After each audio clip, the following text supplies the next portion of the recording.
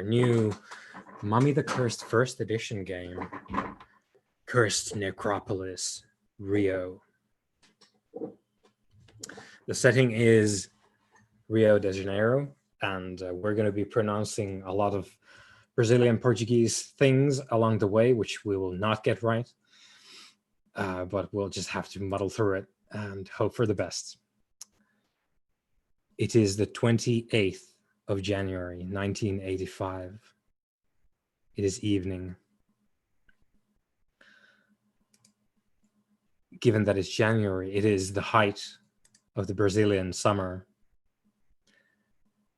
And especially the favelas retain the heat of the day long into the night, preventing restful sleep.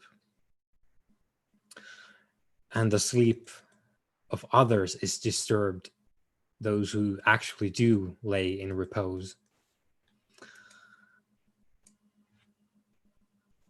Camera sweeps over a favela on a hillside in Rio, and it zooms in through a window of a shack, and it cuts to black. You hear the call and you obey. Sechem pours into your cot, your withered corpse, pulling your soul back from death and forcing long dead sinew and bone to move. You are not as you should be. Instead of the security of your tomb, you are sitting on a wooden table in a cramped dwelling of some kind. The dwelling is crowded. You recognize some of those present as being your retainers, and the smell of fear is in the air, sweat mingled with adrenaline. You sense another flare of Sechem, blindingly close, within the room. You are not alone. Both of your souls have been summoned back from death. You find out very quickly the other flare of Sechem, very close by, is the other twin. Both of you have been called back on a rinky-dink wooden table in a favela hut. And as your bodies stand up on these rickety tables, you recognize each other, you recognize the presence of these others, and one of them, a middle-aged Brazilian woman wearing a smart business suit, though she's looking disheveled. There's a lot of dirt. There's some, you notice, spatters of blood on her clothes. She gets off her knees from the floor and bows her head to each in turn. You notice in her hands, she holds thigh bone. The bone is blackened skillfully. It is art. It is not an accident. It has been blackened by fire with skill. Each of the ends is covered in what seems to be bronze, and the bronze is crafted to look as if each of the ends of this thigh bone are in flames. And Khufu, you recognize this relic to be your binding relic, the one that you have bound your Sechem to, which you have then in turn bound into the web of your tomb to allow the cult to summon you back from death. She has used this relic to summon you as is proper. She has conducted the rite. You are satisfied and not enraged. And Sawbeck, there is a man, an older man, who stands before you, likewise getting off the floor. His jacket still on the floor, and as he rises, there is handfuls of dust that go spilling from his hands onto the floor, and you smell the sweet aniseed smell of dissipating Sechem. This man has just destroyed a relic of sacred power to summon you. You don't exactly know why. You seem to think that shouldn't be, because the call, if done properly, doesn't consume the relics, as we know with Khufu here. Khufu's relic has not been destroyed. However, this man who summoned you is now left with the dust of the consumed relic in his hand, spilling to the floor, and he bows a respectful head towards you. Likewise, the rite has been performed successfully, so you do not rise enraged by the disrespect. Eventually, your senses start following your soul. However, your withered bodies, they do not have the organs. You do not see with your eyes because you do not have eyes. You do not hear with your ears because they are dried and dead. However, you perceive everything in much more detail and with much more intensity than you would were your faculties to actually exist and be alive, because your soul sees by the raw power of Sekhem itself. You have a superior access, let's say, to the visual and audio input of the world, because you perceive it with your soul empowered by the godly energies of Sekhem. You feel the strands of purpose. Purpose is woven into the rite of return, which allows you to rise from death. And you heeded the call and you are pulled to obey. And as you're hearing, powered by Sekhem, comes into existence, you hear these people who they seem to have introduced themselves, though you're not quite sure. They're blatantly in some leadership positions in your cult. They are imploring you to please safeguard the cult. The woman goes on her knees again and holds up the thigh bone with the bronze heads and begs Khufu to safeguard the cult and the relic in addition. And the man merely is saddened, for he has no relic to beg with. Yeah, Khufu. So you described like the wooden table. Are we like lying on the wooden table? You're set up now. So you're sort of like withered corpses dangling off the edge of a rickety wooden table. So I'm gonna sort of like reach my withered, sort of like clawed like hand out, just to like touch the relic, just like reassuring myself almost that it's there. Yep. And then in a voice that I imagine is quite sort of like raspy and like sandpapery, sort of coming from like a dried throat, like a sound like snapping twigs as I reach my hand out and touch the relic. I'm just gonna look down at the woman, like say, still shrouded with like whatever like funerary wrappings I've got, and all sort of withered and husk like, and in this sort of dry, dusty voice, I say, "What endangers the cult? Why have you awoken us?" O Holy One, chronicler of the departed, blessed by the true gods, we are under attack. It is. She realizes that it probably doesn't mean anything to you if she uses the words that she thought she would, and she looks quickly at the man standing beside her, and he continues. He says, "We are being assaulted by an army. They have hounded us. They struck at us at every turn. This is the last safe house we have. We have tried to safeguard you, holy ones. We have tried to bring your relics."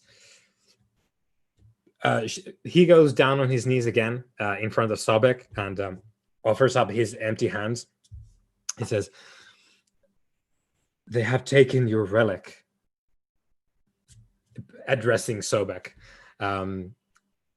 Compare this with the fact that Khufu does have his relic here. "They have destroyed several of our holdings tonight. They have killed so many. They have taken your relic, and we barely made it here. Please, holy ones, they are coming. And now you pick up your attention because you have been fed purpose, which you crave with all your being, because that is your entire purpose, returning from the dead to do your purpose, attend to it. And you have been fed enough for the tugging of the right to be satisfied. You know what you need to do now, and you feel compelled to obey.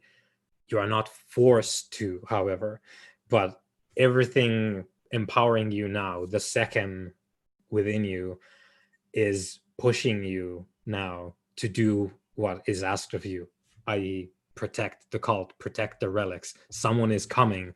They have already killed many people and taken apparently at least one relic. And you notice now one of the other cult members there. He looks more like a salesman than a cultist, really. He's got his sleeves rolled up. He's holding what looks like a 9mm pistol, but to you, it doesn't really read as anything other than weapon. He's holding what looks like a brick of some unknown material to his head, and he's talking into it. And there's a voice that comes from the brick in a sort of distorted, and you can hear as he comes behind these two leadership figures and sort of kneels down and whispers to them, like, "Oh, priests, they are coming. They have entered the favela. What should we do? Are the holy ones going to protect us?" And the priestess gets up again and like ushers this guy away to the door of this hovel. You notice there's like 8 people here. So 2 of these priestly figures that have summoned you, and then 6 others bearing different kinds of weapons. One of them has a machete, which reads to you as, "Oh, I know what that is." The other ones have more modern weapons, which look strange, but they're holding them like weapons, so you know that that's what they are. And the priests are looking at you imploringly. They are, as you already predicted as you rose, they are entirely suffused by fear at the minute, because they feel like this is it. This is the last stand. Who threatens us? Sobek will stir. At the same time that Khufu speaks, he gesturing at the one that offered his hands up. "Be at peace, my child. We will bring these blasphemers to task. Bring us to them." The man gets up and tells Khufu, like, "Holy One, you will see," and goes to the door, opens the door, and just like points out, just like, there's an army coming up after us. Please." I will stand.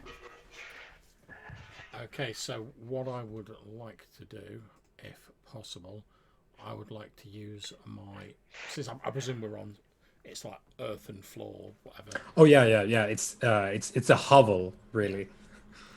So what I would like to do is I would like to use my dust beneath feet, where I can like form the earth into like vestments.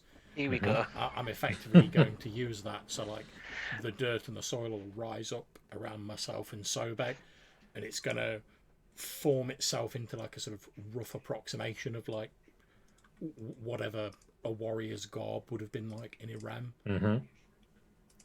Yeah. So that like we're still like withered husks, but you know, at least we'll be like wearing sort of appropriate attire if we're going into battle. Because obviously I've no memory of what sort of field of combat this is going to involve, so I'm just sort of like, this is how we used to dress. This is battle. When we went to battle. Yeah. So. So whatever the first tier is, as far as the pillars go, spend one of those points, and make note of it. It might be vis-a-vis the sheet. It might be useful to have 2 on the list so that you can track your permanent rating and then the expenditure. Okay, so the first tier is bar, so I'm spending a point of bar. Yeah. Is that correct? Yeah, that's correct. So you activate the utterance, dust beneath feet, and the dust obeys. it rises up and coalesces into warrior's regalia, reminiscent of ancient, forgotten times, which elicits a few gasps of awe from your attendant cultists. And you can see hope spring anew in their faces as this happens.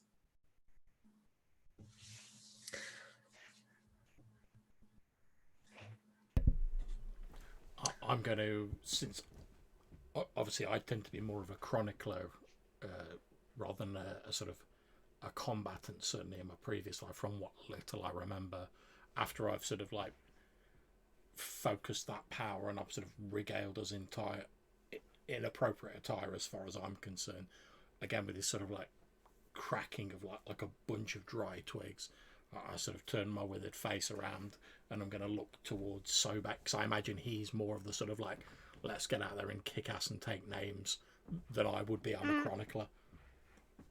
That may not be the case, because obviously my memory is still not returned, but that's what I'm assuming. Yeah, speaking of, the things that you know at the moment is you are one of the deathless, also called Arisen. You were born and lived in the Nameless Empire of Antiquity, and you serve the judges, your dread deities of the underworld. You do not know who you are. Your name escapes you. You do not know exactly what you did. You do not remember your previous lives at all at this stage. What you do know with perfect clarity is your sense of purpose, which is, we're currently at 10 Sekhem, which is the reason why you are so overcome. The Sekhem drowns your soul at this stage with so much power that there is no room for you in that soul. So you are drunk on Sekhem, and that means you don't have a lot of yourself to carry around, but you do know with perfect clarity, and you can act on it perfectly with clear intent and intellect. You know what you must do. You must follow your purpose, the spell that binds you, which currently the cult has said, please protect us, please protect this vessel, someone's coming. So you know, and you can act on that with perfect capability, but you don't exactly remember your names or anything really. So yes, the one of the priestly figures, seemingly so anyway, has opened the door and has gestured and looks a little bit more uplifted now, because you have blatantly used an utterance which these people know as miracles. Like you have used the godly powers that they have been told their entire lives are real in their presence, and they are emboldened by it because they were desperate. And you know this, you pick up on the desperation in the room, and you have somewhat remedied it by actually performing these miracles, but they're expecting you now to go and do the thing that they asked you to do. You don't have to, but the Sekhem is pulling you out the door, like, go, Yeah, I was do the say, thing. I'll be again with this sort of like creaking of like aged, withered joints. I'll be slowly sort of standing up and like moving towards the door to like have a look out, and as I'm sort of vainly trying to sort of like grab at anything I can see to sort of like acclimatize myself, I'll be sort of like moving towards the door, but as I get to the door, I'll sort of stop and look back to Sobek to see if he's joining me. I'm already outside. I've just strayed forward. In which case, I will follow Sobek. Yeah, yeah. So you leave the cult in the hovel. They are there. They're going to be there trying to guard the relic that exists back there. And so you exit into a narrow passageway, an alley barely wide enough to fit one of you down at a time. After a corner, makeshift rungs sunk into the material of the building opposite allow you to climb up. You're on a rooftop, overlooking a crowded collection of makeshift buildings, sort of tenement houses constructed haphazardly here and there. In the distance, the city proper, Rio de Janeiro, is a blaze of light laid out before you and below you. You're quite high up on the hillside here. It's a fantastic view. However, that doesn't touch you at all, because Sekhem overwhelms you so that there's no sentimentality. It doesn't remind you of anything. There's only the purpose which burns in you right now. The night air is thick with the smells of cooking, and you can pick up these with perfect clarity. You will never in your life again take in the bouquet of cooking food such as you do now. However, you're not capable of really appreciating it at the moment, but this is the pinnacle of your sensory input. The sounds of the mortal community at rest are missing, though. You can't hear any voices or music, which strikes you as odd, because you know how urban environments work, and this is very familiar to you in that way, because you were in the first city of all time. And then you hear the violent roar of modern weapons coming from the slum ahead and to the left of you, and the missing voices return as screams. You have located, no doubt, the enemy that is approaching. There is fire in the distance of these modern weapons, and people screaming in pain and terror. What do you do? Can we see what the enemy looks like yet? Not yet. You hear the approach now. You're not quite sure who they're fighting. Maybe there's more of your cultists out there, or maybe they're killing someone else. But they're off to some distance in this sort of. It's a maze-like, haphazard construction of very sort of substandard tenement house construction, and maneuvering here is a fully sort of three-dimensional affair, because there are no roads here. There are only these tiny alleyways, and then some of the passages just go through straight through buildings as well.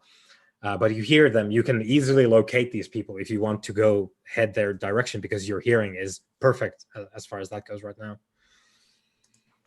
But you become aware of other beings as well there. You know human lives exist between you and these enemies because of the screams. And then, of course, people start moving around. So you become aware of, oh, yes, people actually do live here. So they live in these various buildings that are before you.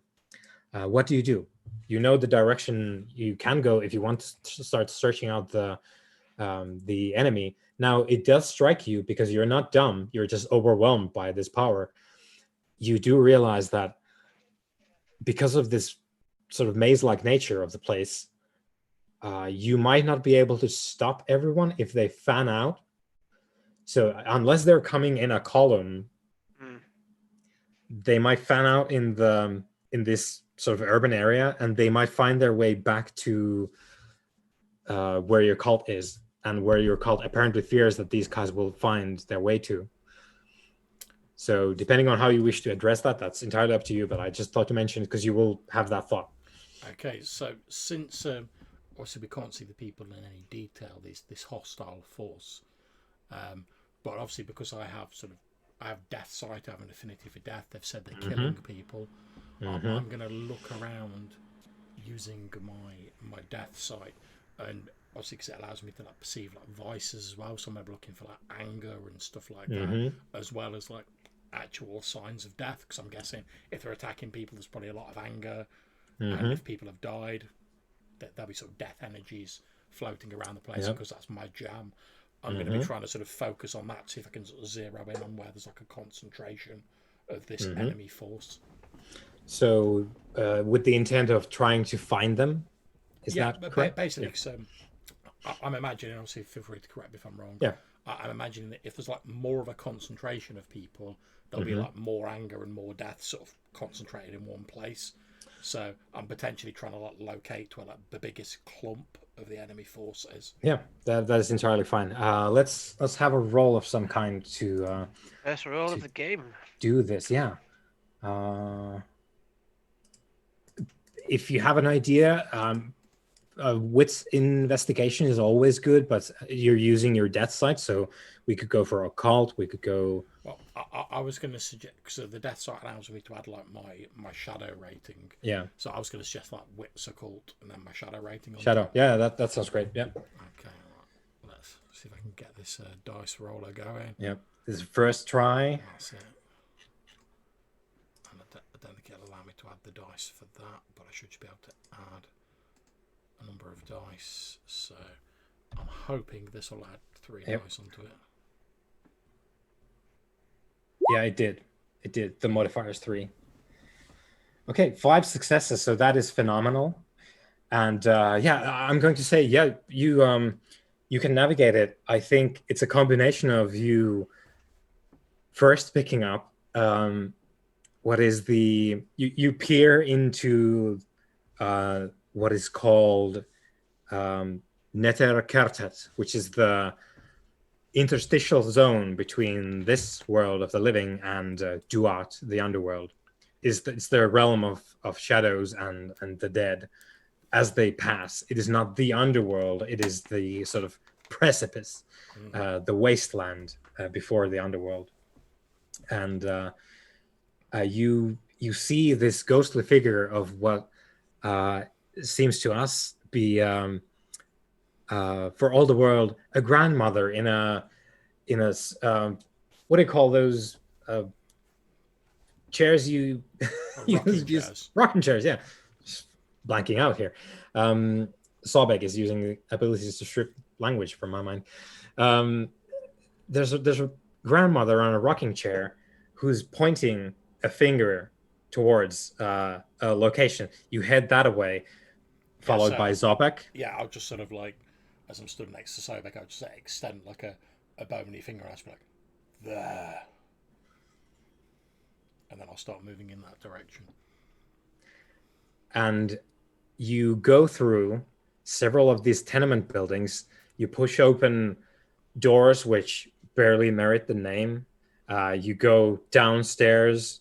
You push open a couple more doors. You walk through what is someone's living room and send them into terror fits. So they just have full-on mental breakdowns because your being, your essence, as well as Sobek's currently, you radiate what is called Subaris, the sickness. The living cannot handle this amount of Sekhem concentrated nearby, so they suffer for your presence. And because of your nature at the moment, because you have 10 Sekhem, you are entirely inhuman, so you invoke terror Subaris in them instead of the lesser unease. So yeah, cool. I like to imagine if more of myself had returned, I might sort of, as well as obviously invoking less of the terror because of the lower second level, I might sort of pay more heed to these people because when I'm more myself, I obviously don't want to terrify people. I'm a guardian and a scribe.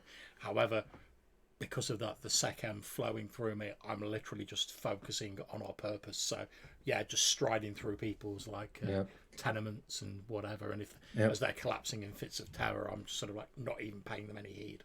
I'm just moving past. And that is it. You're literally hitting the nail on the head. You at the moment you do not remember that you don't like to terrify people, so you don't care. And you go through these people just like break down mentally because they are overcome with the sickness radiating from you, and they start babbling just nonsense. Someone like jumps through a window and like flees in terror, and so you follow the route set before you, and you come upon what seems to be an altercation.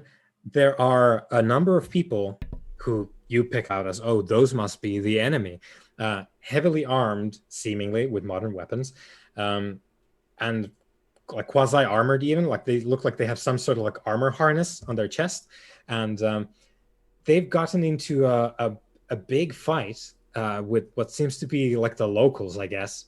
There's, at least it's, you don't remember these people being in your cult. There's 5 dead, and there's I guess you decide, oh, this must be a resident of this particular tenement who's holding one of these quote unquote enemies Apparently, they've overcome one of them, and they're sort of like holed up in what seems to be a bathroom like closet, and they've gotten one of these enemies in there, and they have what looks like a steak knife to this enemy's neck, and there's you can see 12 of these supposed enemies with their armor plating and which is to say like Kevlar vest, and their like automatic weapons and their balaklavas and various like scars on their faces.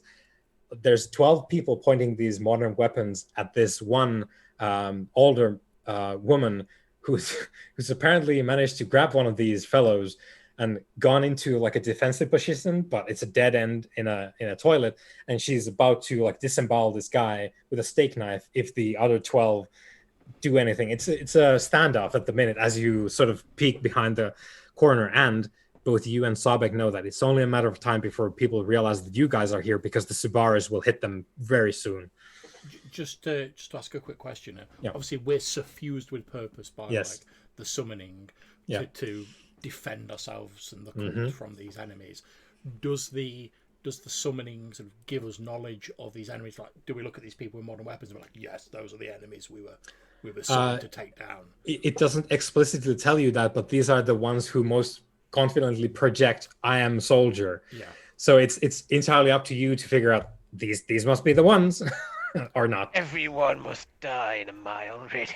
But yeah, there's a standoff now because this let's say like getting into like the 60s lady who was probably cooking something, and she's about to shank a dude with a steak knife in the toilet as you come up on the scene. Okay, so what do you do? I think I'm going to look sideways to Sobek just to like see what his reaction is. See if he wants to act first. So, just a quick question: if I identify the purpose of my summoning, would I use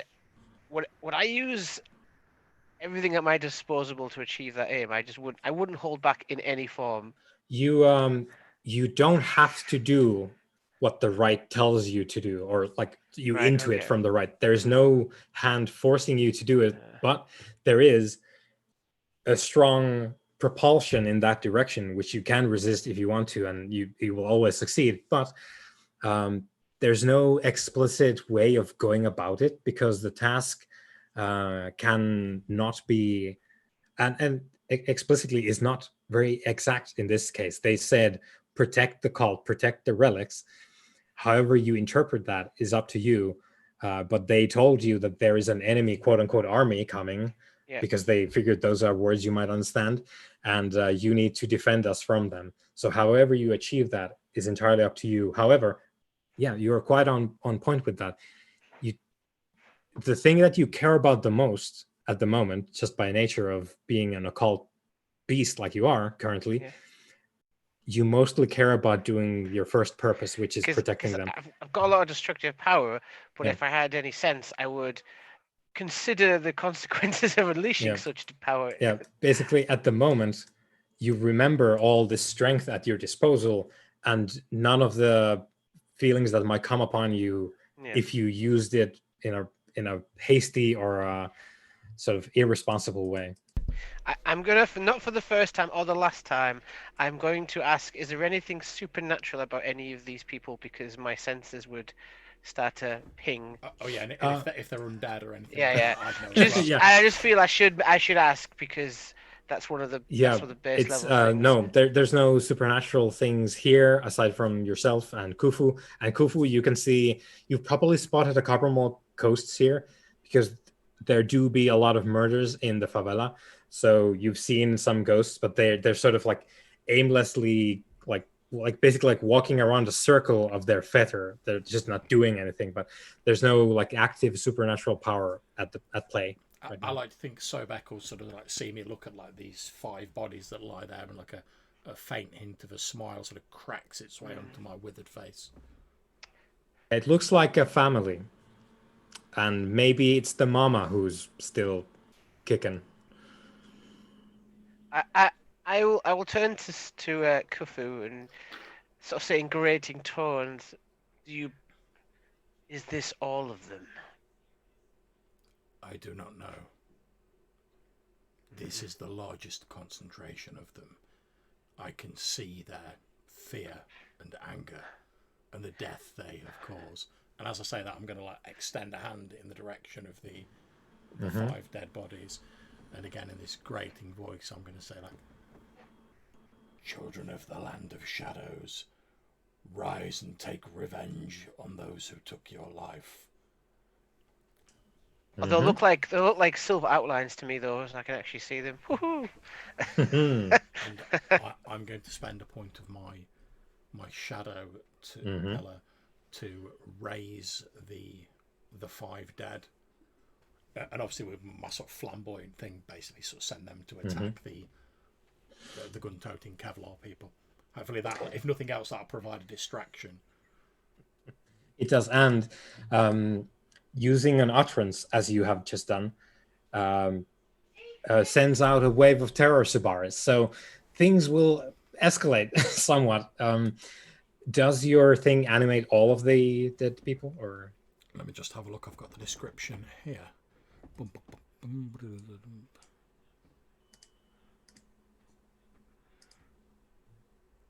I think it only does it for 1. And on page 114 of the player's guide, it's got like the stats. Yeah, I'll check that. Yeah, so it's an awakened corpse thrall. Yeah, and basically, so what I'm aiming to do is, as they're sort of like moving forward, probably like stepping over the bodies of the dead or whatever, I just want to like raise whatever looks to be the most sort of like physically sort of able one. Yeah. I know it won't make a difference to stats, but just sort of like I'm just like that one looks like they'll be the most use, and I'm sort of commanding them to rise and take revenge on their killers. Yeah. So I think it's going to be like the young son of the family, like this like 20-something son, who like twitches on the ground. These people turn their guns from the toilet scene to this person who's twitching close by, and then they get hit by the terror Subaris from your unleashing of your utterance. And we're going to roll for that now, because this messes these people up probably quite badly. Good. I was hoping, to be honest, the terror Subaris was going to mess them up sufficiently that like 1 corpse would be able to deal with them. Yep. Okay.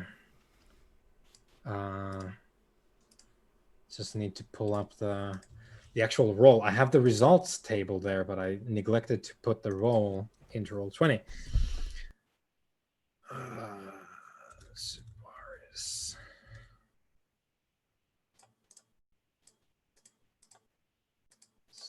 Subaris, where are you?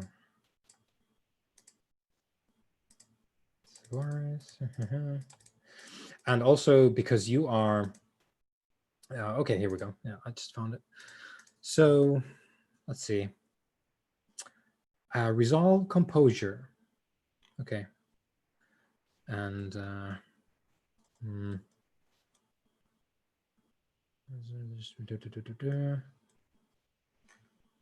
all right, yeah. So I will roll now for these guys. Let's see what they have going on. It was composure and resolve, yeah.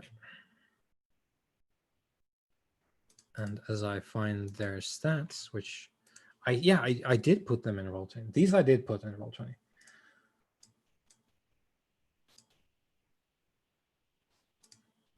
There we go. Nope, it's not that. I'll just look it up in the book. Okay.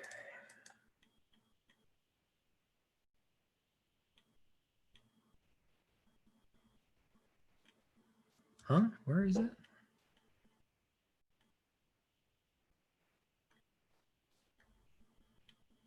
Ah, here we go. Yeah, I'll organize a little bit interestingly, this thing.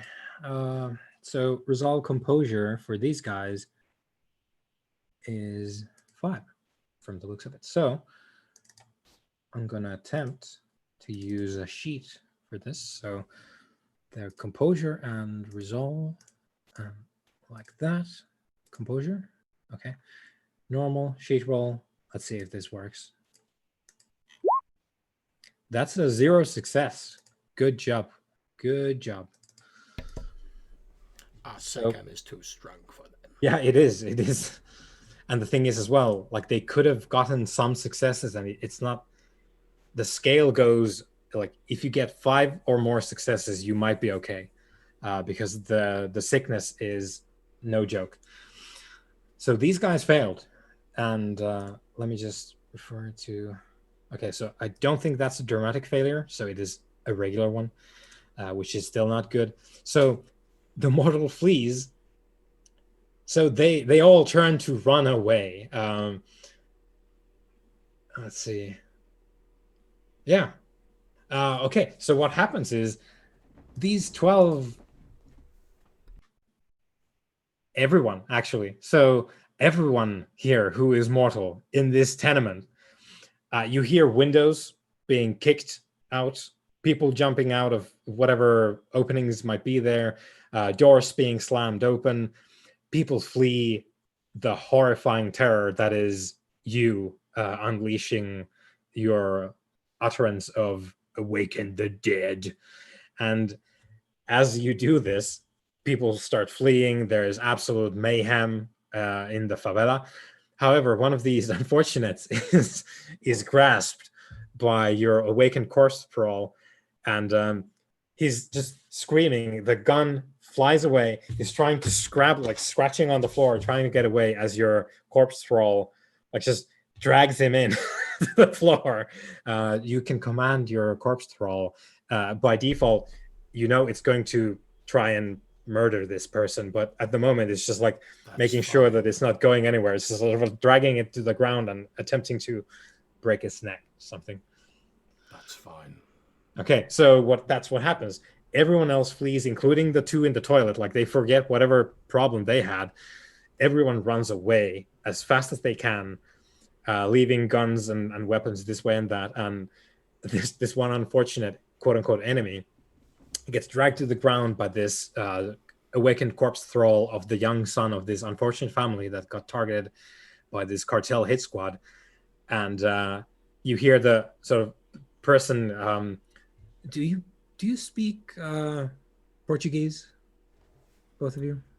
I have taken a dot in languages to speak like the local dialect. Yeah, right. Okay, so you do speak Portuguese. So you hear this cartel hitman scream in Portuguese, like in terror, just incoherent nonsense. And as he realizes that someone's actually putting hands on him, he starts begging for mercy, and you can just hear this like as the awakened corpse troll just like twists the man's neck into an ungainly angle.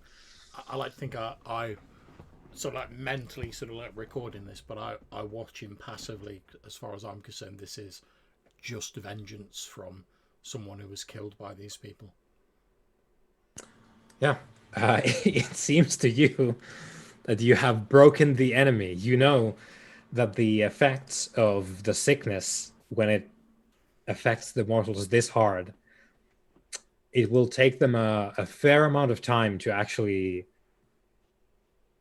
calm down from this. So as far as we are concerned, and as players as well, you know what the effect of this is. It is, as players talking right now, the effect of this is it takes them an hour to rationalize this in any way. So they will run away for an hour as fast as they can without endangering themselves. And if they try anything with dice, it's -3 on everything. So these people are broken. they are gone. The assault blunted. It could have been a lot worse for them, I'll be honest. Yeah, it could. Yeah, it could, because you scared them away. My hand was like part way up. Yeah, and it's as like I saw things unfold, I just kind of paused and sort of nodded at my brother, which I know it's my brother. Mm-hmm. So you have dispersed the cartel hit squad with great efficiency, and you brought justice at least to one of the favela residents being murdered by them. Now, just to check, I'm not sure how long my corpse thrall remains animated. Or, Let's I see. mean, I assume I can like cancel the effect to like cause it to collapse. I think that might be true. Let's just quickly reference that.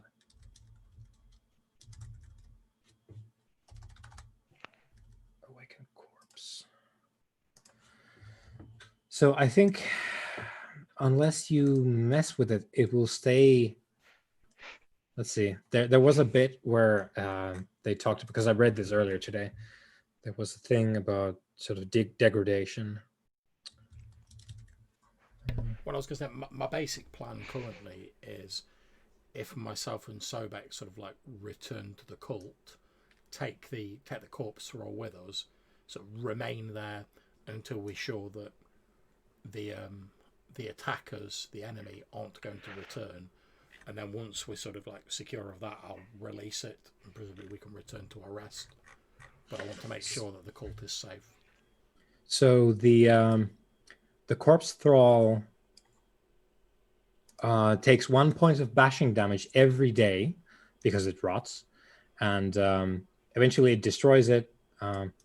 All decay is suspended while in your tomb. So if you wanted to have eternal tomb guardians, you could make those, Khufu. But this person will eventually rot away. However, it doesn't say it exists here. It doesn't say anything about the sort of stopping it. To be honest, if I can't just like dismiss it, Yeah, because it has to follow my orders, I can easily just say just stand there and don't do anything, and yeah, then just like leave it and it'll collapse on its own. yeah, So, yeah. Eventually, it will just pass away. So I'm going to sort of like bring the corpse thrall to me, and then I'm going to turn to Sobek and say we should return. Agreed. And then the plan will be corpse thrall in tow, head back to where the cult is. Right. So we cut away. You're back in the hovel.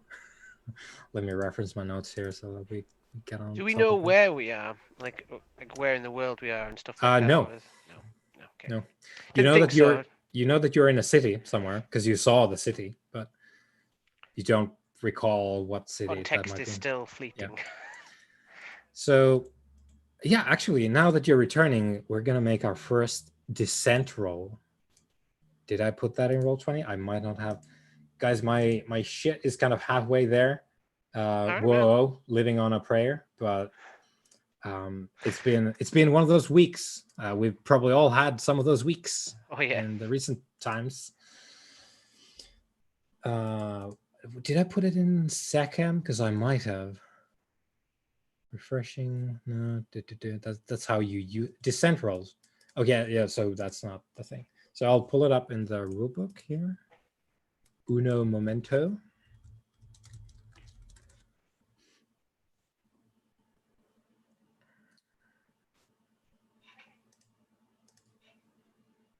Okay, descent rolls.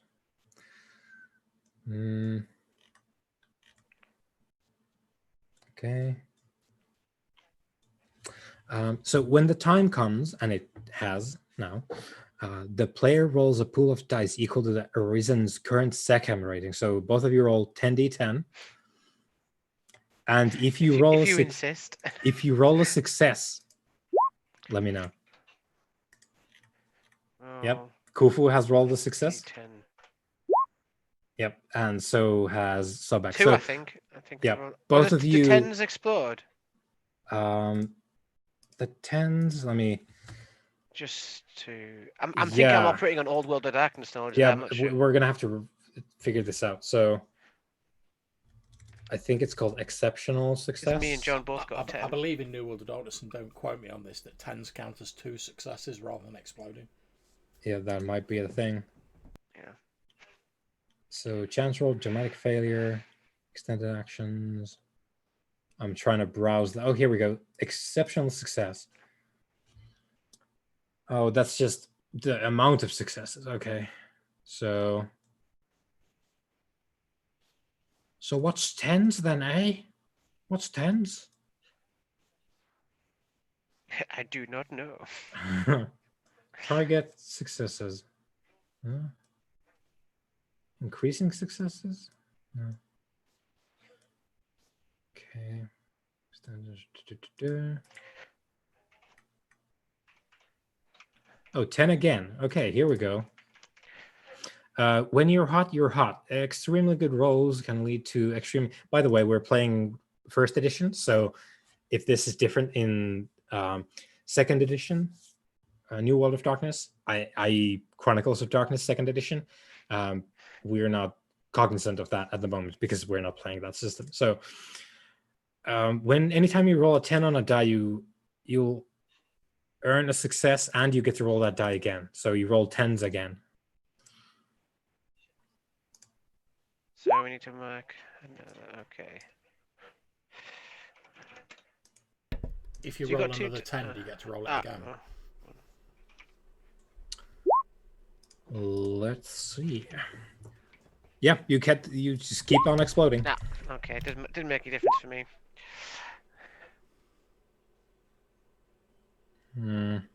So I'm on about 4 successes. I think I got 2. If it's 8 or more, you need. Yeah, eight or more. Yeah. Okay. So if even one die comes up 8+, so a success, you descend to Sechem 9. So you dissipate one of your Sechem. Let's see. I'm just trying to see if there's anything about the degree to which you did this, but I don't think that's a thing. It's a thing in a different piece of the game, but not this one.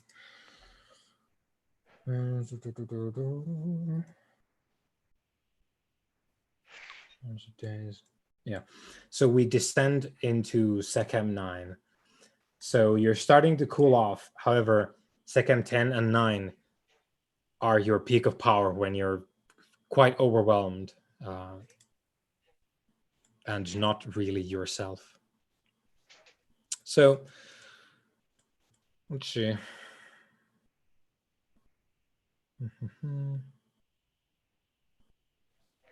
Okay. So you get back to the cult. And they profusely thank you. And there's a sort of flurry of activity when you come there, bearing good news that you have done away with the enemy. And you're free to just interrupt me at any point in time. But the cult is rather active because they are alive and you are overwhelmed by Sechem and your purpose, which you have apparently sort of achieved partially, not truly though, because the enemy is still out there. This was just the thing. Yeah, this was just the thing knocking down the door today. So your purpose, you've started to fulfill it. You feel just in that, and you know that you're doing the right thing when you aren't being scourged. Now, it feels bad when you're bleeding Sechem like you just did after the confrontation with the cartel hit squad. It feels cold. It feels like someone's shaving off like the outer layer of your soul with cold shears, and it doesn't feel good at all. However, you're still at Sechem 9, so you're still just brimming with, completely overwhelmed by this power, but you're starting to feel the first faint scratchings of the return and dissipation of your power to the underworld. I turn to Sobek and I'll say, do you believe our relics and our people are safe from the enemy, or should we pursue them further? No, this was just a first blood. Indeed, holy ones. The priest sort of butt in, and you've. It's up to you if you're annoyed by this, but you've noted there's some differences in how they should be addressing you. Perhaps they're not doing that. They're skipping decorum a lot at the moment. You can attribute that to their fear and their awful day, apparently, or not. You might be annoyed by that as you wish, but they are being much more direct and familiar with you than they might otherwise be. And they sort of butt in these two priestly figures. Yes, indeed, holy ones. It's a criminal outfit, a group of criminals. They call it a cartel. They are, as far as we know, they call themselves the. Let me reference my goddamn notes here, because I managed to have displaced this. So they call themselves the Os Asociados. I'll put that in chat. The associates, as far as we know, and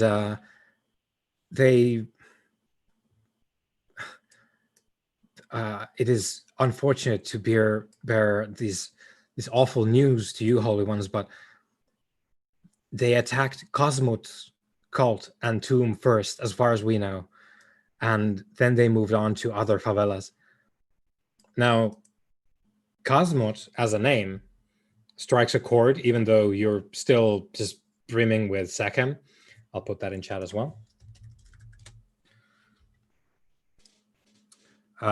It evokes in you a faint memory of, that is another Deathless that you know. You think the name sounds familiar, and you think it was a Deathless individual, such as yourselves, and your cult is talking about them, the Os Asociados, attacking Cosmot's cult and tomb first.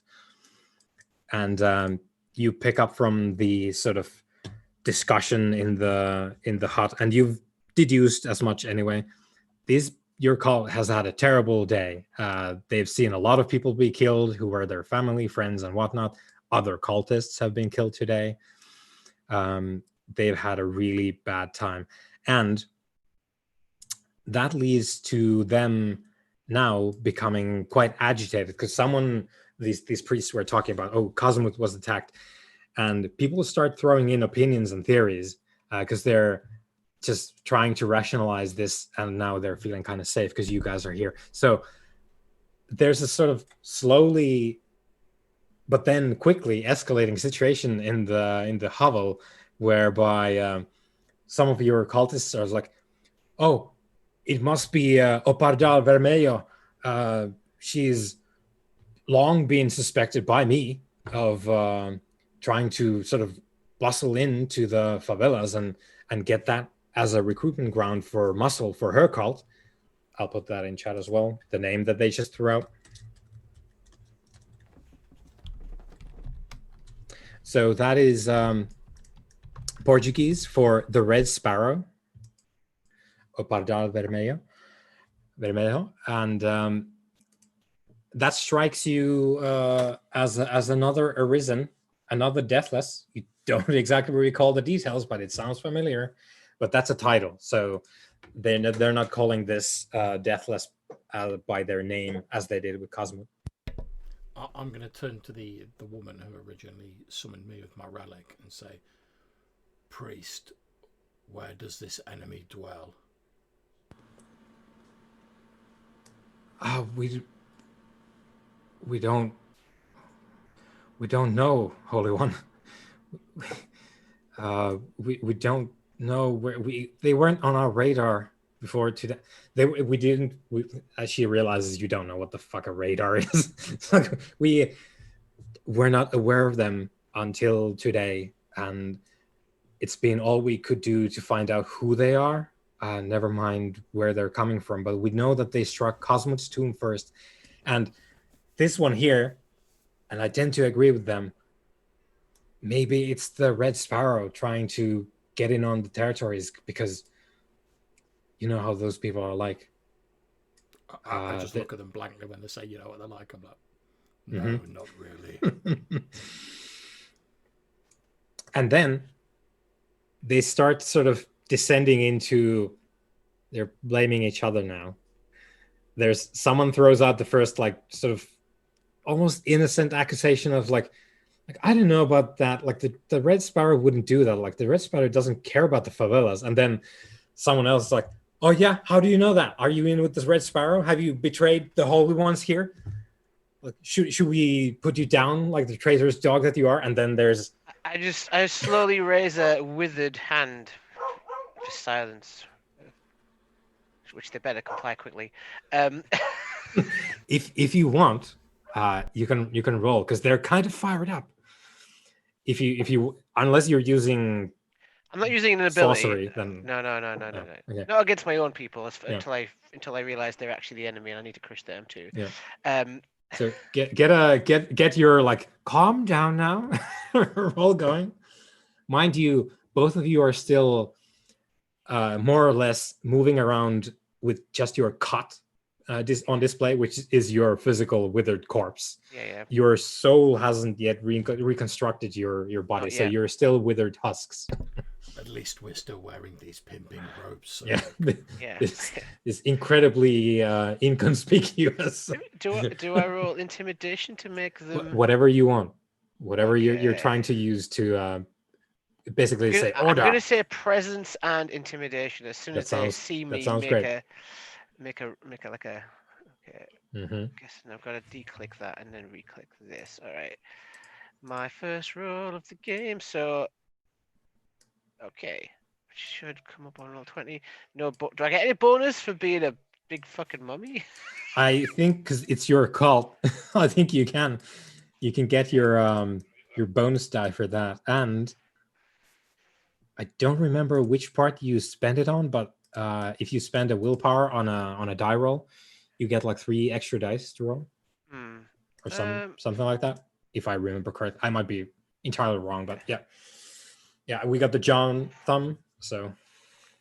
I won't at this stage. I'm not enforcing my will. I'm just getting attention. You were trying to do it the correct way. Yeah, and you did. And you have a 10 there as well, but yeah, it's fine. I'll just roll just in case. You never know. Nope. Okay. Yeah, just in case you roll like 6 10s and everyone's just like, oh, we're gonna leave. Oh dear. Yeah, they do quiet, but there's a bunch of like nudging and sort of biting their tongues at each other that they do. Yeah. Because they're desperate to find a scapegoat now for this, what is a disaster for them. Whether it is one enemy, 2 or 100, you have summoned us forth, and we will protect our own. Your bickering is unnecessary. We need facts. Or I'm guessing truth. I suppose I'd use them more base. We need truth. If you wish, we could return to the scene where my warrior slew that one of the enemy, and I could prize the secrets from him. The priestly figures converse amongst themselves for a little bit, like whispering, and as holy ones, that sounds eminently reasonable. What we can offer you, and someone like one of the cult members is about to like say something, and the older lady priest sort of like slaps him, like, you shut up now, I'm trying to say this. As far as we know, from what we've learned today, and it's only today that we've had to put this together, so our apologies, we don't know the whole picture of what happened today. So what we do know, we've heard rather, we've got the information that Cosmos, your fellow of your merit, and that is an Ironite word for really good friend. That is the mummy equivalent of a coterie. So they're saying Cosmos was in your merit. A very close ally, that is. Cosmos was attacked, and as far as we know, there was a massacre of his cult, and we think because of that probably all of Cosmut's vessels, i.e. relics and other things, have probably been taken or lost. And from, again, what we've heard, because we haven't gone there, and we will not be going there because we do not wish to accidentally happen upon Cosmut's cot and disturb him to wakefulness and be annihilated. We at least the way that we understand it right now is we don't exactly know where Cosmut is, if he is awake or if his cot is just lying somewhere in a pile of rubble. We do not know where his cot is. We think the relics have been lost. The cult is probably dead. His tomb, and you can see that the priest understands. You might not remember it right now, but his tomb is located in the Rio das Pedras favela. Yeah, the name sounds vaguely familiar to you. Like, that sounds like a place that could be in Rio, I guess, but you don't know where it is or like how to get there. But you're being told that his tomb is in Rio das Pedras. The last thing that we can give you, oh holy ones,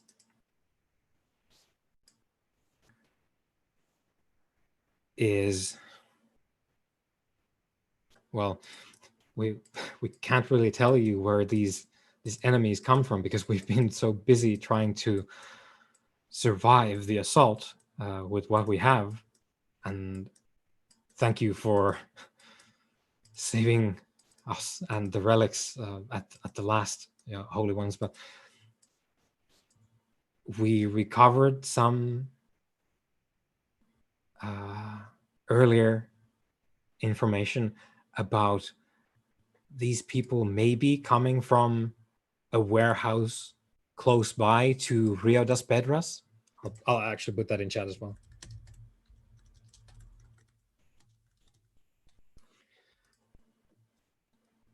There may be a staging ground at this warehouse. It's probably not where they have their place of business or whatever, but it might be a place where they strike out from, and that would make sense because they seem to have struck Cosmut first, and now they're moving on to other favelas. And if they were based nearby where Cosmut was, then, and we don't know, aside from whatever aspersions, we do not mean to disrespect your fellow holy ones, Cosmut or otherwise. We do not wish to disrespect Opardal Vermelho either. We do not know if she has anything to do with these attacks. I would just like to make that clear. Whatever we speculate, we do not know what the Red Sparrow has done, if anything. And to you, yeah, this sounds like a lot of names. It sounds like a lot of names, but yeah, you know that Cosmut by now, because you've been told that. Like, Cosmut is a deathless, and apparently you're a lie. Opardo Vermelho is apparently someone who could be messing with your things, but some of these people think, yeah, that's plausible, and some of them think, but that's it. That's what you remember at the moment. Direct us to this warehouse.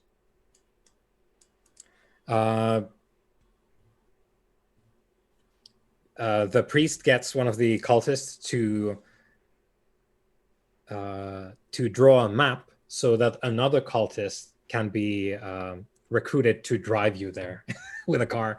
So one of them tells the driver how to get there, and you've been assigned to this young man, and he doesn't look at you at all. Like, he's very uncomfortable in your presence.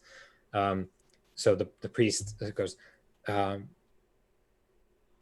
this loyal servant will be your driver, and will take the carriage and you along with it to wherever you wish to go, whether that is the warehouse or Rio das Pedras or wherever you wish to go. He will drive you there with faithfulness and great success. as they're sort of like taking us to the car, I'm going to direct my corpse thrall to come with me and not to attack anyone unless they first lay hands on me. Okay. Yep. I will. Or Sobek. Thank you. Do I get any indication of which is the high priest, or like the sort of the one in command of the cult? There seems to be two of them at the moment. It's the older lady who was originally kneeling with the thigh bone. She still has it, by the way. Like, she's not letting go of that thigh bone at all. Khufu, that is your relic. So if you wanted to take it, that is entirely fine. But she's sort of like, her position at the moment is, I'm gonna guard this with my life because it's literally my life's purpose. I'll probably direct my question towards her then, since she holds a relic. Is this all of our followers, or do we have more? Do we have a base of the other ones have been killed today. I'm sorry, Holy One. We were struck from behind. It is so. We will take. We will rebuild. We will rebuild. Now that you are here, we are saved. And praise the judges. We will rebuild. And the temple lies unharmed. That was the final last bit of genius that we could squeeze out from this disaster of a day. We diverted Os Asociados from the temple. They have not desecrated the temple. We made sure of that. Good. As I'm getting into this chariot, which I'm guessing is a van or a car. It's a van. I should just make note that my charmed lives thing will indicate that we'll have kind of a light traffic. It won't be too bad. It's going to be green lights all the way, and there's not going to be there's no stopping you. Like, the police won't like pull you over, and everything will go exactly according to plan. So I guess you're jumping in with this. Maybe he's like 18 years old. You're not quite sure. Very young lad who's going to drive this van from where?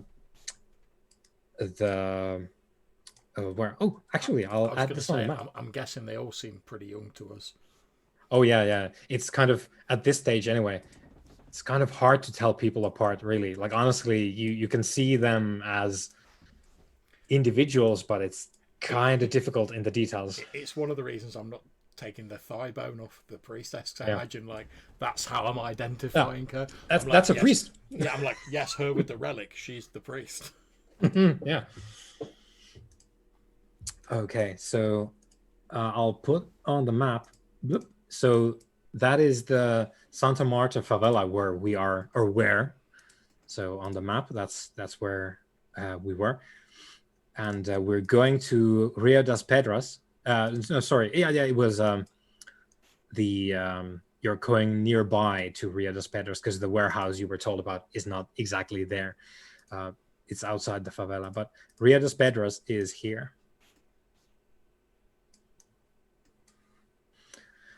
So we're going to the outskirts of that particular favela. It's going to take some time. So if there's anything you wish to discuss in the back of this van, and you in the back, there are various pieces of equipment, which some of them seem quite familiar to you. You think you can pick out some gardening tools, which that's entirely, you understand all that shit.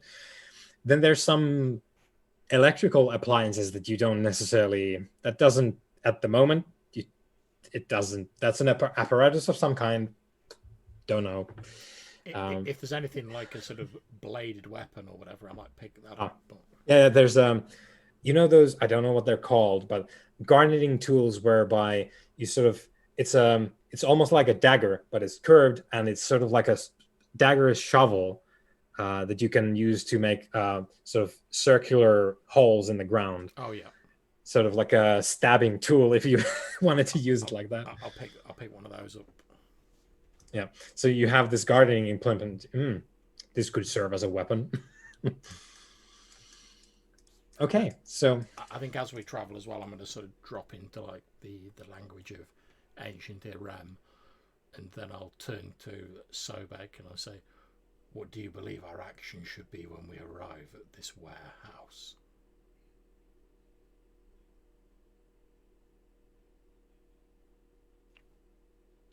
To protect these mortals, we should attempt to gain more information. I think we should try and talk to these people. Maybe kill a few to make sure that they understand that we are not to be resisted. Would it not be simpler to make an example of them? It would. But to root out our true enemy, we need to seek the truth, no matter how hard it is hidden. Indeed, we must unravel the chronicle of their deeds and misdeeds. Our enemy's name will be engraved somewhere. What do you think of this? And I will quote the name. I've just closed my notes, unfortunately. Of this Cosmo. Does he sound, or did they sound familiar to you? I wouldn't know the gender probably at this stage. The name Cosmut is familiar, but beyond that, everything is yet blank.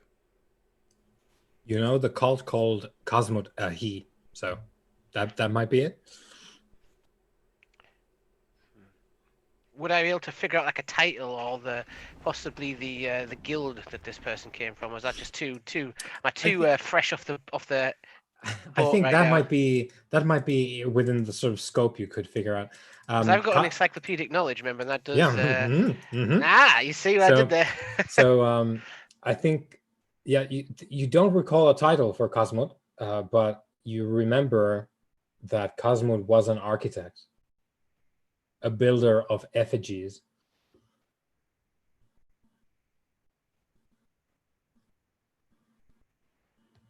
I will tell him through this. I recall that he was a builder of sorts. Perhaps it is his followers that have stolen my relic, for it was finely crafted.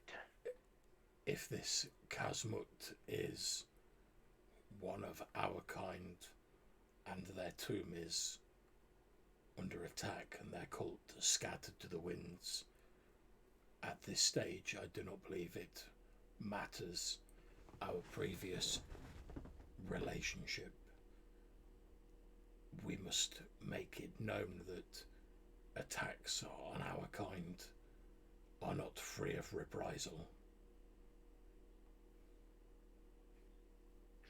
Indeed. For that is what we were summoned for. Indeed. If we are to attempt to unravel this web of deeds of our enemy, and you wish to discuss with them, it may be better for you to take the center stage in such discussions. I am a chronicler, not given to talking with those who live. I chronicle their deeds once they have passed. Once I have dealt justice, then you can interrogate them. As you wish. If you are the master of death. I imagine the guy driving this car is terrified. Oh yeah, he is not looking in the rearview mirror at all, which is fine because your presence does away with all the mundane dangers of this car drive. So, okay, as we arrive, please do roll your second rating again as your power seeps, as the car drive comes to a close, as you arrive at your destination. Oh, there we go. Yep.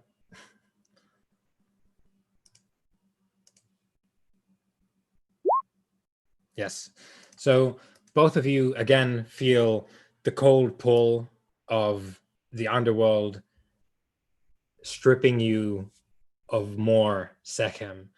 And given that you have now dropped to 8, you recall yourself again. You are now effectively at your full memory rating, which is 3 for you. So you remember who you are, you remember about Irem, you remember basics of your existence now, and yourself as well. and your soul now, not being so overburdened with Sekhem, can actually create your self-image, the image that you have of yourself from when you still were a normal human being in the ancient days. Your soul will use the Sekhem that suffuses your withered corpse, your cut.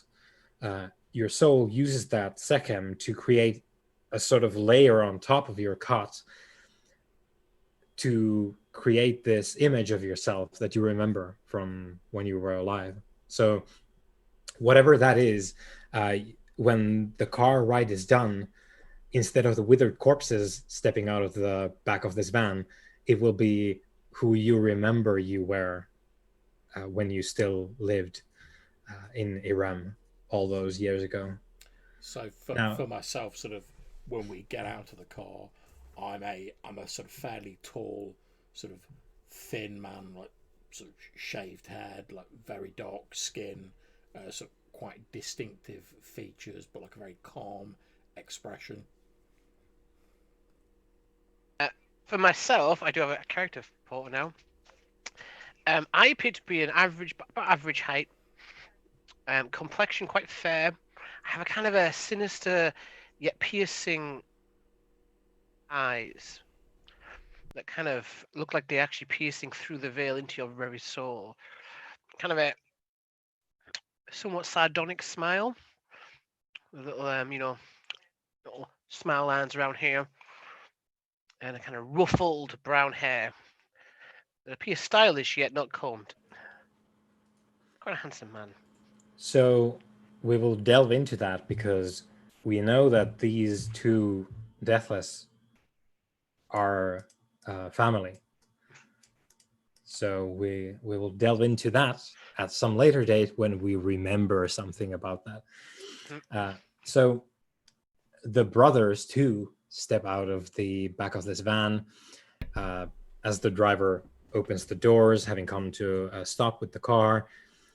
The boy says nothing. He stands stock still, looking at his shoes, waiting for you to tell him something or for you to go away. In a slightly more sort of like human voice, now that we've sort of started to remember our form, I'll just say to him, remain here unless your safety is threatened. If that is the case, remove yourself to a place of safety. He nods, closes the back doors of the van, goes into the driver's seat and closes the door. He doesn't look at you. He doesn't speak. He goes and does. And I will read out because you have arrived. So the area outside the warehouse is deserted. An expanse of bare asphalt surrounded by a high razor-topped fence. The car barrier is down, but the security hut isn't occupied, and the floodlights that once lit the place are either turned off or broken. What do you do? So there's this, the warehouse is there, but there's an area before it. There's the fence, there's the security point, all that. But there doesn't seem to be people around. I turn to Sobek and I'll say, my brother, you wished to attempt to, and obviously like, talking in like normal sort of common parlance now, you said that you wish to enter discussions with this enemy before we attempted more decisive action. I did, yes. I wanted to ascertain their true intentions. At this stage, Johannes, I don't know what the exact range, but my god sight allows me to gain an idea of if any arisen are within range. Mm-hmm. Like I don't know if that's triggered by this point, because this potentially could be, the resting place of one of them. I don't think it is, but just in case, I thought I'd bring it up. Because I can sense my brother. Let's read the thing. God sight. Yeah.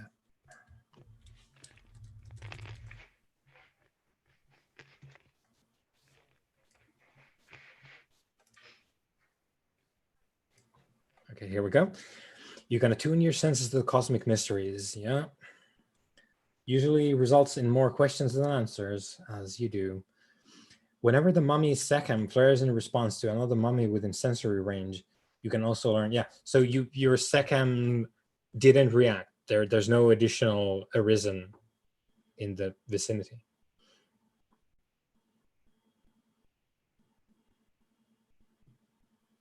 I do know that doesn't mean that there couldn't be occult like buildings and stuff like tombs, no. But actual arisen, no.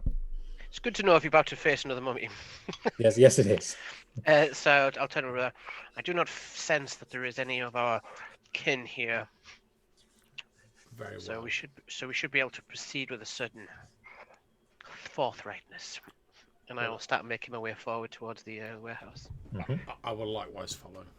Yeah. So you cross the empty security gates. There's no one there to stop you. You just go.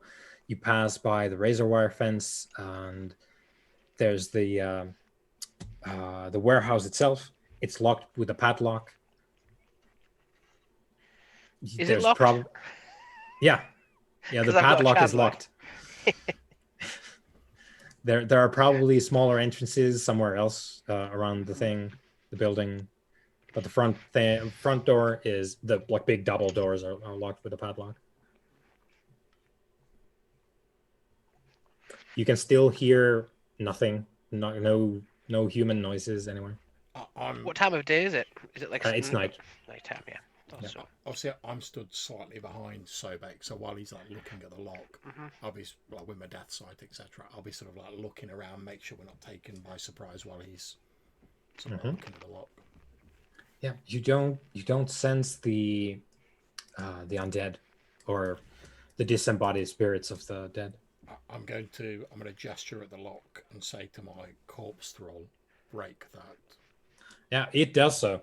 It takes it a little bit, but it's one of those things where it takes it with two hands and just pulls with a like disturbingly like hydraulic press like vigor, because it doesn't care about how much it hurts. It just pulls, and eventually the chain snaps, and the creature drops the chain and the lock on the pavement, and the double doors are open. You're free to enter the warehouse. So the warehouse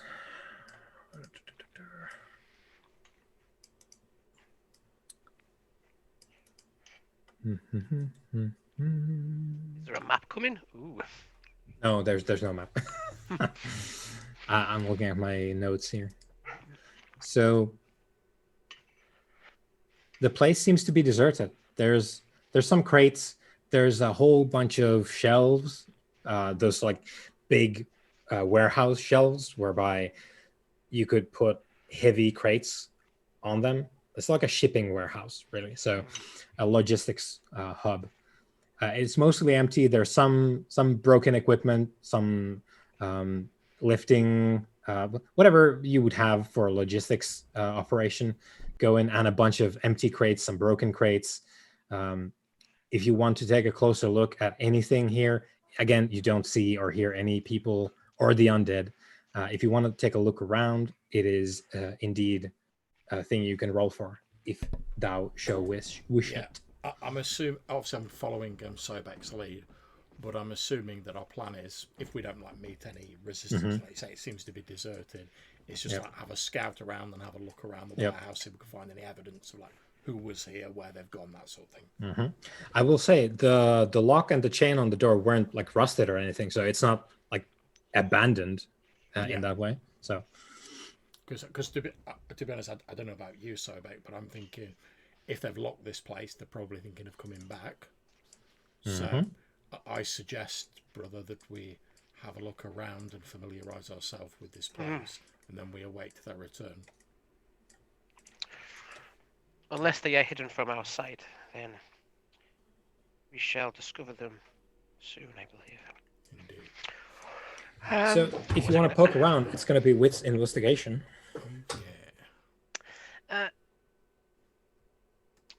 So I've got my eyes of justice, and I get a +2 seeing through forgery or disguise. Now I was interpreting that as I think this is like a front, like this is like what and tomb entrance or something would be. So would that apply in this case if I think this is actually a hidden?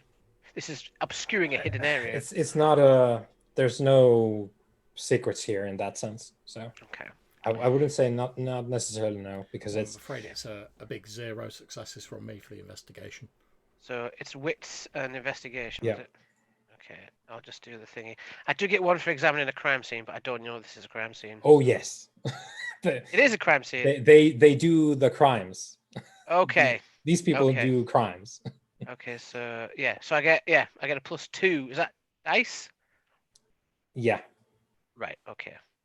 Because I am like the investigator. Mm-hmm. I like to imagine I've just looked around and I'm like, nope, there is no one dead here. I get all kinds of bonus to investigation. Okay.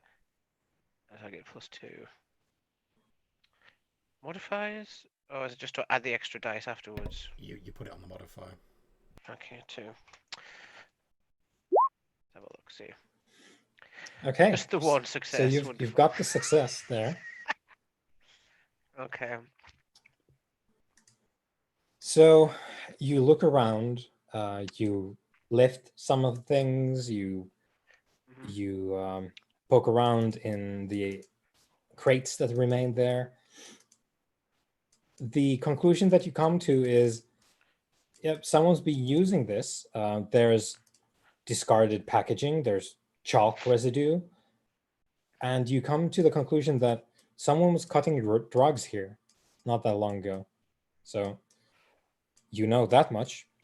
Someone was using this place as a whatever operation was going. It involved drugs, and they were probably packaging or repackaging them, whatever that might have been. Mm-hmm. But there is traces of cocaine you find, and like packaging and all the paraphernalia related to that. So you find that. However, that in itself isn't like very significant. Not by itself, it's not. Yeah, but it is a thing you do notice. Someone was cutting drugs here, and you've been here before. The shape of the house here, the walls, was once obscured by crates and storing pallets to a vastly greater degree than this deserted vision before you now. The thin smells of men and drugs were once thick as musk, of dust and blood, dust and wood. Right? Blood comes later. You were searching for something, you think? A creature born of wasted Sekhem, with a raging hunger for vessels, like relics. A misbegotten mistake with the head of a dog and the body of a lean, thin cat. An Amkat, a creature of shadow that hungers for life force. 14 years ago, you tracked it here. And then we go, and we turn back the clock to 14 years ago, as you remember what happened then. So for the purposes of this, you're at Sekhem 4, so make note of that. And we are currently in 1971. And we're going to play out this flashback. Sekhem 4 flashback. Yeah. Okay, so what you know is your merit, so you two and Cosmot, you've tracked an Amkat to this location, this warehouse, which at the time was a working storage facility for goods waiting customs inspection. The Amkat had been hunting a vessel being imported on behalf of some wealthy businessman, and it had reached this warehouse where the relic was with just enough energy remaining to try and eat the vessel. Now, what you know about Amkats is that they are creatures that primarily exist in the Twilight realm between this one and the underworld. They are entirely lifeless, wasteful creatures born of sort of wasteful expenditure of Sekhem and or necromantic rituals. Creating them is anathema to you. They are sacrilege. They are one of your sort of most common unnatural enemies because they are linked to Sekhem as much as you are.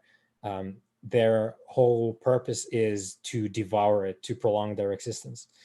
And you track this one here, and you know that there's the relic here that it's going to try and eat. And you've come here with Cosmut to try and stop it. So you've tracked the Amkat to the warehouse. You've found the relic. It is a carved wooden idol from Polynesia that radiates a feeling of calm. Sorry, a calm wooden... Carved wooden idol from Polynesia that radiates a feeling of calm. So it's like a 30 centimeters a wooden idol made of hefty wood. Right, so you're at second floor, and I think I also can detect its relative strength of the relic. I think. Okay. The relative might and peril of a relic. Mm-hmm. It is a fairly minor relic, which is to say, there's one Sekhem in it. So it's not the world's most empowered relic, but still, like all relics belong to the underworld. So that's not a category for anything. Yeah. So it is not. I was just furiously reading my character abilities. Yeah, I was like, I can do a thing. I have something for this. I have something for this. Where is it? Yeah. So you're here with Cosmut. So is the relic. So is the Amkat. What does Cosmut look like? Okay, let's pull up the Good on You, because there's a picture that I put. Oh. This helps me remember this because I'm better with faces than on my Blop. It should have popped up now. Ooh. He seems unremarkable, doesn't he? By his he was an architect. Yep.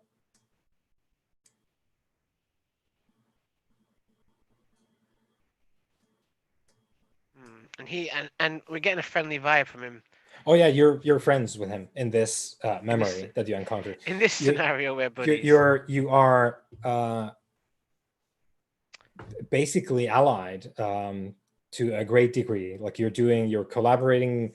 He knows where your tomb is. You know where his tomb is. Your cults are friends with each other. You're collaborating in every way possible. He's your friend as much as you can have such a thing as a Deathless. And you've come here with him to hunt down this Amkat, or rather prevent the Amkat from eating the vessel, because that is the worst kind of sacrilege there is, because relics are not for that, and the Amkat are blasphemy. So let's see. Okay. Right. So you're in the warehouse. You're having some difficulty tracking the Amkat because it, as a creature of unnatural sorcery, it is capable of shifting between the world of the living and the twilight of Neterkertet. So we know that Khufu here is probably very good at tracking this thing because Khufu has specific affinities for that kind of thing. However, Cosmut and Sobek, you might have some more difficulty keeping track of this beast if it wants to jump between these two existences. But just to remind us of what this creature is, it is, where is it? The description again. Oh, there we go. So it has the body of a lean, thin cat and the head of a dog. And that is very emblematic of these unholy creatures. They are sort of mismatched animal parts, like tossed together into unholy life. And it is currently prowling the warehouse, and your challenge at the moment is trying to keep it away from the relic unless it gets to the relic and eats the thing. And that would be the bad result in your view, because it's blasphemy, literally. I do have one idea, Sobek. Go on. With my abilities, I can summon a spirit and bind it to something as an anchor. Now, from my knowledge of most spirits, anything seeking to attack or drain their anchor, they would not be in favour of. And the power I possess would allow the spirit to manifest for a small time.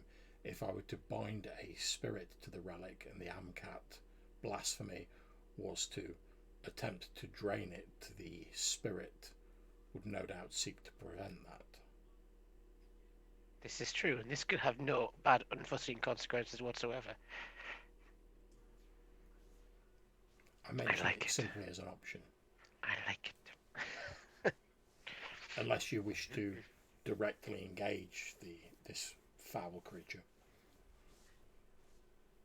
So would we be aware actually of the best way to dispose of this kind of creature at Sechem 4 and the memories and all that kind of stuff? Like, you can affect it. You can fight it. It has an existence you can influence.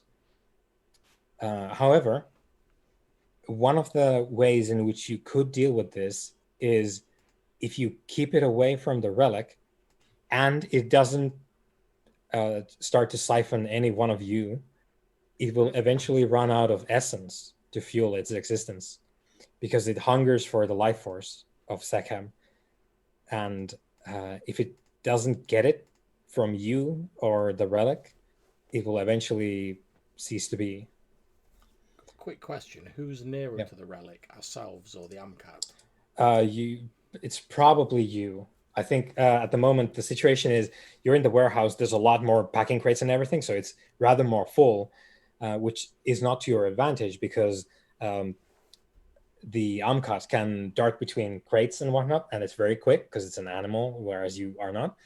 And I think the situation is the relic is in a crate that you have located and sort of try to surround with your three bodies, trying to block it and or like chase it off. But I'm thinking the relic is in, just to use a very crude picture here, the relic is in the middle. You're sort of surrounding it somewhere there, and the Amcat is trying to get in at the relic. Okay, so my words of dead fury utterance allows me, I can summon a spirit and I can bind it to an item. However, if I touch an item that's already an anchor for a particular spirit, I can like summon that spirit. So what I want to know is if I like go to this crate and I like touch that relic, can I sense whether there's already a spirit of any kind sort of bound to it? I guess you would if your power allows you to summon it. I guess you would then figure out. Yeah. I don't think there is. I think it's not currently an anchor. So I'll say to Sobek and Kazamut that there is no spirit currently bound to, and also got my hand on top of the backing crate. There is no spirit currently bound to this relic, but I can bind one here to protect it, should you both wish.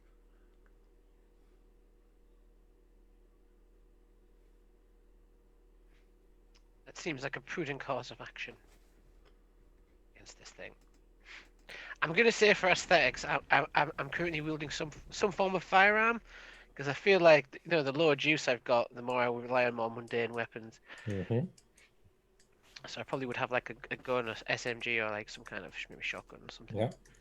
So Khufu is invoking a spirit. Yeah. So it's a tier 1 ability from Words of Dead Fury.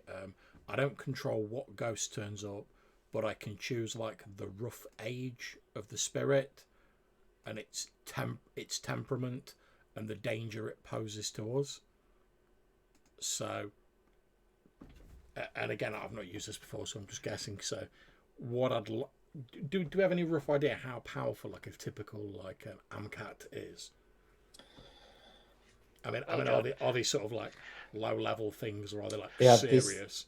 This is if you wanted to rank these things, this might be the sort of baseline lowest tier supernatural threat. And I want to highlight the supernatural part because while it's not extreme danger on its own, it is a creature that feeds on the life force that creates your existence. So it is possible for an Amkat to eat you. Yeah. And so that is the danger that they pose, even if they're not extremely dangerous on their own. If they can start feeding on you and they keep doing that, they will consume the essence that animates you, and then you stop. And that is a bad time. And it will empower the Amkat to be in the world for a longer period of time. They're not extremely dangerous. There's more dangerous things like greater Amkat, which is real bad news.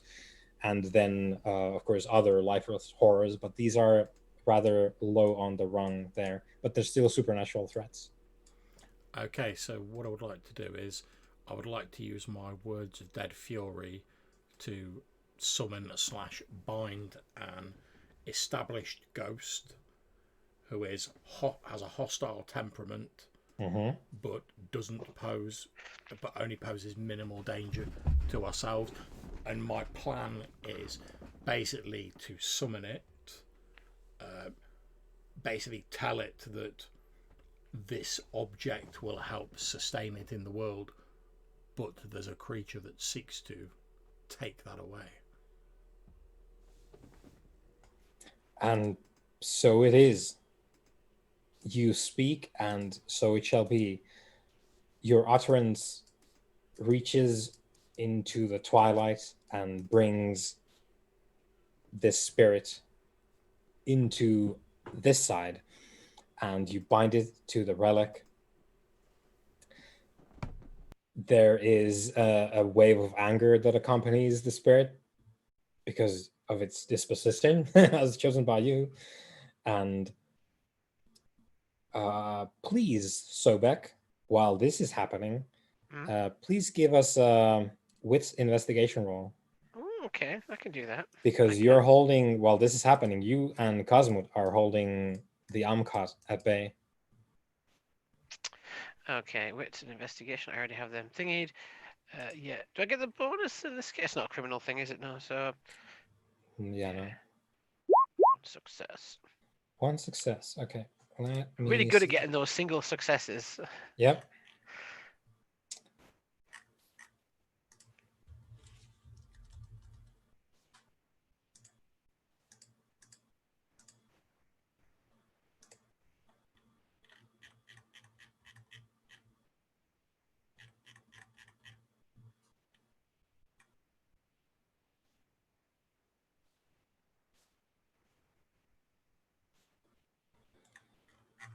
Oh boy. Okay, let me see.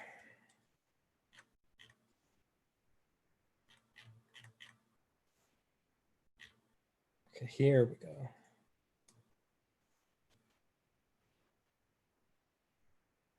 Okay, 3. And then okay. So let me make a roll.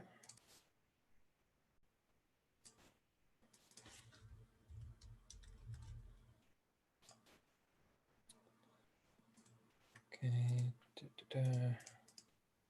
Oh, in case this is relevant, by the way, Johannes, when the summoned spirit arrives, its voice automatically changes to wrath when it appears. Okay, that checks out. Okay, the Amkat is rolling dexterity and stealth against your ability to keep it at bay. Okay. It's gone. So, yeah. It gets a success over you, which, let's see what that means. The ghost is coming through anyway, so there's that, but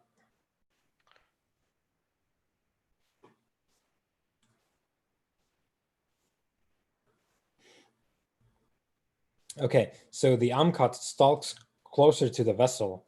You spot it moving in the shadows and running across a railing. As it, The damnable. As it's sort of moving closer, I'm going to sort of step back into the shadows, but so I can see the relic. My plan is once the spirit has engaged with it, I'm going to probably use my steps unseen to basically to like appear behind it with like the bladed implement I'm carrying, and while it's dealing with the ghost, like. Okay.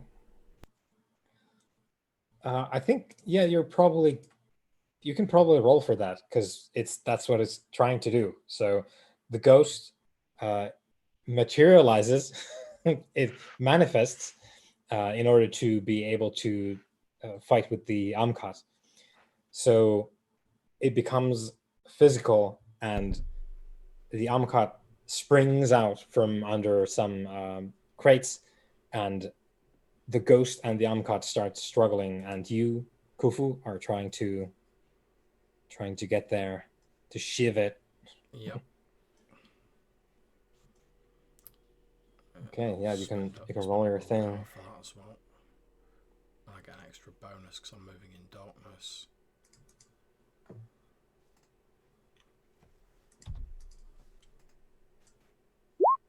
It gets a wit's composure to sort of like spot me or resist. Sorry, what was that? I've done enough on my roll to effectively like step between the shadows to just appear behind it, but I believe it gets a wit's composure roll to resist. Wit's composure, okay.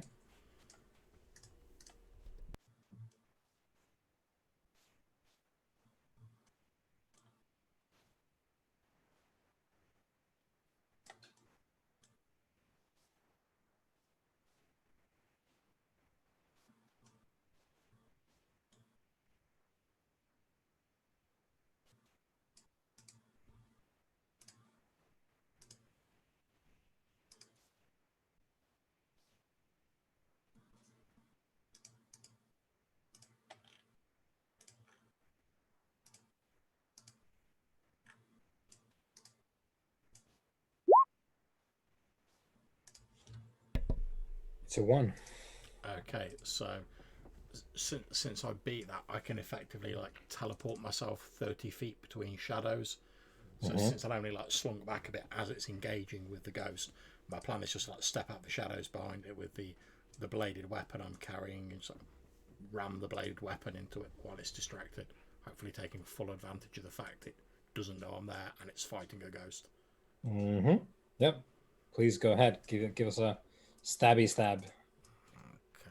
So, unfortunately, I'm not particularly good at this. If you want, you can spend your pillars to give yourself more physical attributes. How does that work in terms of like how much do I have to spend? So let me bring up the chart. Pillars. Blop. So.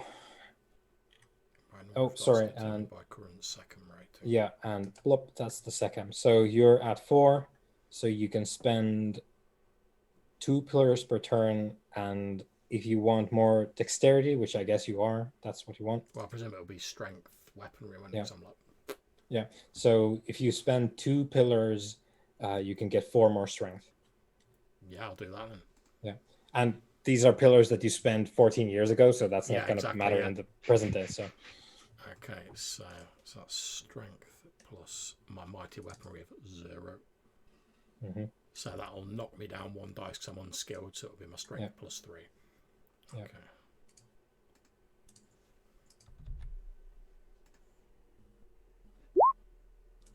Okay, stab. There should be an extra one because I took the 1 off, but it's automatically deducted it. So it's 2 successes. Yeah. So, yeah.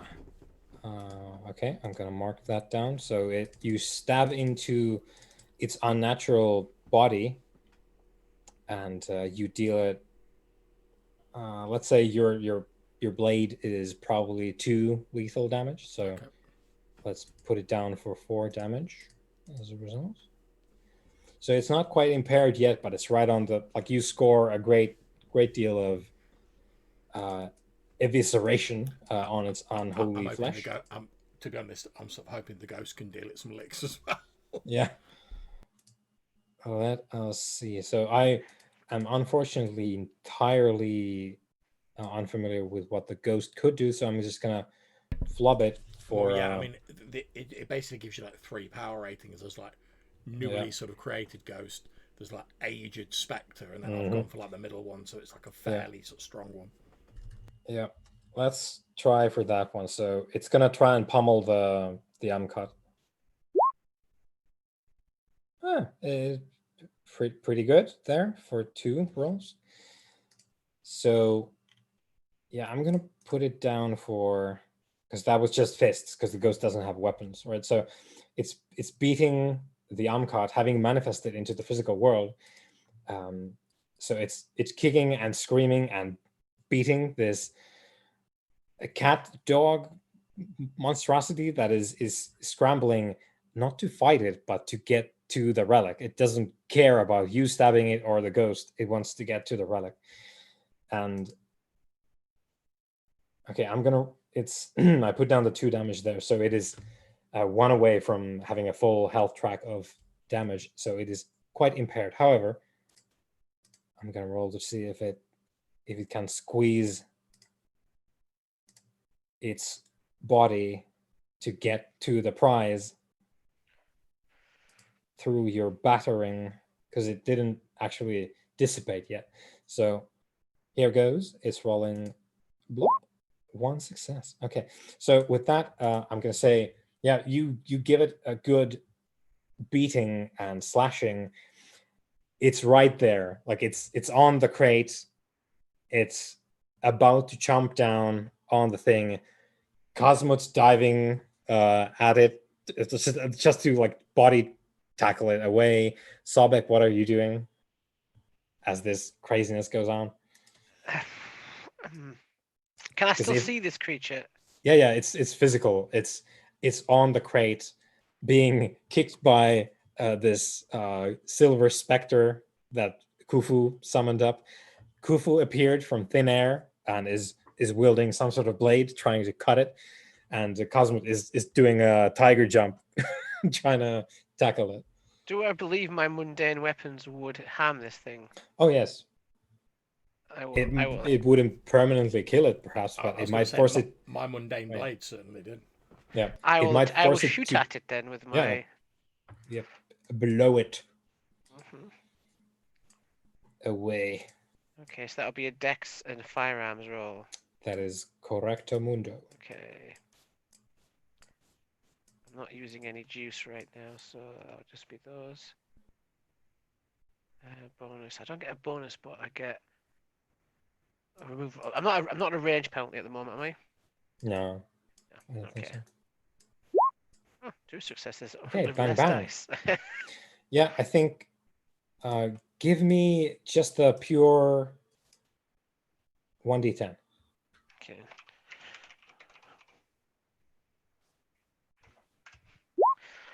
Okay, so you pull out your gun, you shoot the Amkat, and it discorporates as you deal enough damage to its physical form to render it impossible for it to maintain it. So it fades from reality back into the twilight. And Khufu, you can see it in the twilight. It is there. And it is frustrated, and it is raging on the other side. And the ghost that you summoned discorporates as well. It is no longer manifested, and it's in the twilight as well.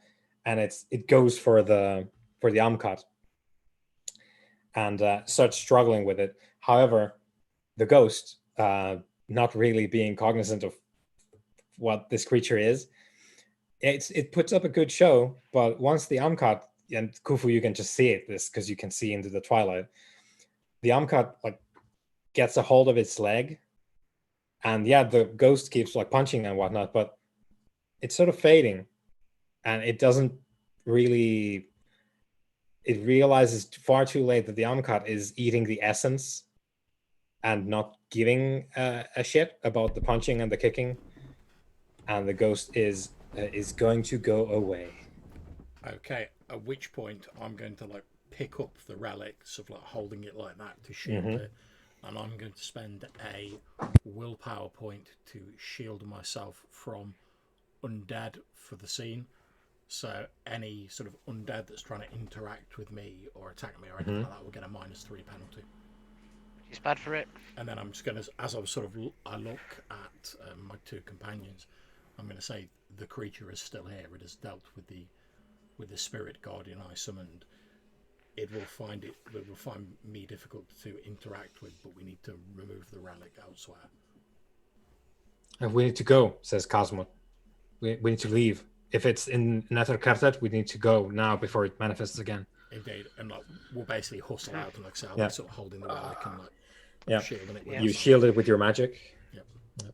Okay, so you do make it away because it is costly for the Amkat to apparate again because you forced it away from the world, and it needs the juice from the relic to do that kind of thing. So it gives up the hunt.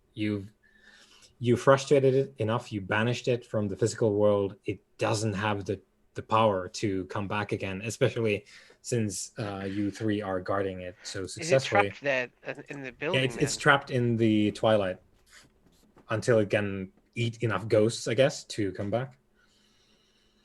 But yeah, it disappears. Khufu is the only one who can see it anyway. So as Khufu leaves, you lose track of the Amkat, and the Amkat gives up the chase for that particular relic. Can I actually see it? Oh, I can perceive spirits in twilight. Oh, well, good.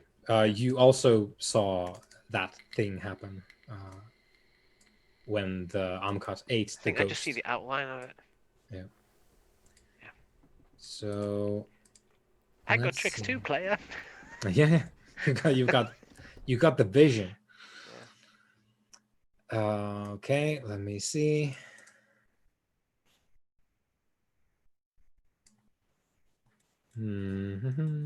Yeah, sorry guys, I'm referencing my notes here.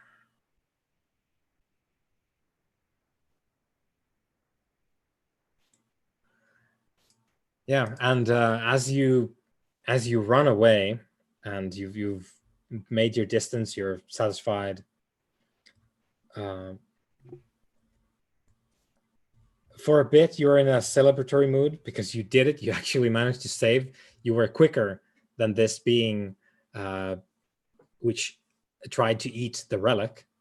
You were actually quicker. You managed to save it, and you can return it to the underworld as is proper. And as its true place. Yeah. You remember that Cosmos, as a result of all this, was quite contemplative in the aftermath. Like he shares in your jubilation because that's a good thing you did. You just barely saved the relic from not only being desecrated, but it would have given the Amkat more time in the world to do terrible things. So it was sort of a double victory there on different fronts. Our judges may not have looked kindly upon our failure. But yeah, you remember that for Cosmos, it was some sort of a profundity. You don't remember, he didn't explain like what he had hit upon in the aftermath, but yeah. All right. The truth can change a man. Yeah, that is very true for the Deathless. So that was the flashback to 14 years ago. You return. We return rather to your present timeline, which is 1985. Oh God, that's weird. Mm-hmm. That's my birth year. God. My birth year. God. Mm-hmm. All right. I remember this place, but this place, brother. We were here. I imagine I'm sort of stood like roughly where the idol was, and I sort of put my hand out and I said, "Yes, we can't see the cat, can we? We can't see the thing here." I know the Amkat is not present now. Okay, noticed. I sort of put my hand out sort of roughly in the air where the crate was, and I say, yes, I remember the idol. It rested here. Yeah, indeed it did. When and we were here with... Yes, you're right. We were here with him. What? Many years ago. Many years ago.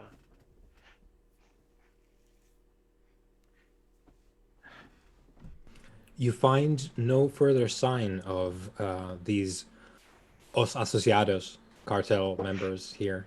You found the traces of drug transport, perhaps. You remember that this was a place you previously visited with Cosmo in search of a relic that you guarded successfully from an Amkat, but you don't really find anything else. Being the scribe that I am, I would try and find any parchment or, texts within this place that would have records and things. There's scrolls, yeah. Scrolls, yeah. Records. No. Well, I will rebuke them for their lack of good admin when I find them. Yeah, they should record their crimes so that they can be prosecuted more efficiently later. So, what do you do? You're stood in the abandoned warehouse. Do you wish to remain here, brother, or depart? I furrow my now rather handsome face, obscuring the withered husk beneath. I recall when we were here last, you summoned a spirit, yes? That is true. Would that spirit still be here? The spirit was consumed by the Amkat. Of course.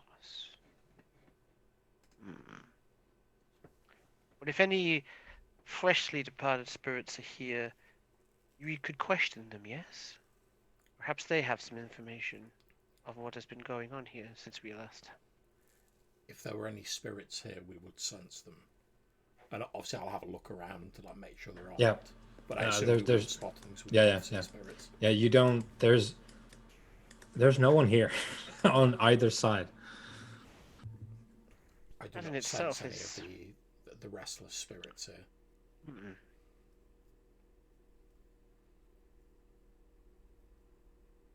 And if this lead is dead, we must find a new one.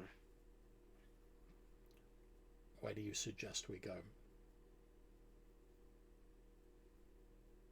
Oh, by the way, you remember now, having your memories returned to you as the Sekhem seeps away. Opardal Vermelho is indeed a deathless in Rio, and she is called her name rather is Teshra Gemet. I'll put it in chat. She is called Opardal Vermelho by the locals, and that means the Red Sparrow. She is, to your recollection, one of the leaders of the Deathless of Rio. A very highly respected and placed individual in your sort of circles. And does she also have a guild affiliation that we know of? Yes, she is an alchemist. She is Mesa Nebu, born of gold. I don't like her already. You recall, if that is still true, that's not something you know, but you seem to recall that she is extremely powerful and respected, and you think you've had dealings with her in the past. And you think that probably goes for everyone in Rio. No doubt. We've probably had several dealings over the years. Yeah. Several. You don't exactly remember what, but it seems to you the kind of thing that would have happened. If she has blasphemed our purpose, then she too will face justice. And I say quietly to myself. So you remember the Teshra Gemet is a person you heard referenced by your guild your cult, who pretty brazenly were ready to throw her under a bus, just saying, "Oh, it's the Sparrow doing this. It must be like she wants the favelas to recruit thugs, and she's like desecrating our tombs and temples to get access to the favelas," which that's not okay for a cultist to say. It's possibly that their fear has blinded them. Yeah. And well, the other thing that you know of right now is, you remember Cosmot very clearly now. He was your merit buddy, and your cult has let you know that he was the first to get destroyed. His cult is apparently killed first by these cartel members, and as far as they know, his tomb has been raided, and they presume that everything that Cosmot had has been lost, and so is Cosmot himself. Like, they don't know where he is, or if he's even walking around, like if he's dead or not. Perhaps we should attempt to visit Cosmot's tomb and see what has become of him. That is an option. Mm-hmm. But if we disturb him and he comes to defend himself, he will not recognize us, as we would not him. We should be very careful. The way I see it, brother, we have two options at the moment. We either return to the spot where my deathless servitor slew one of our enemy, and I attempt to prize more secrets from their spirit, or we attempt to seek out Cosmot. I have no other options to offer you. I think Cosmot would be the preferred in this case. You are also close by, because you are on the outskirts of the Rio das Pedras favela, and Cosmos' tomb is in that favela. You don't know exactly where it is, but you know it's there. If he is close when we get there, I should be able to sense him.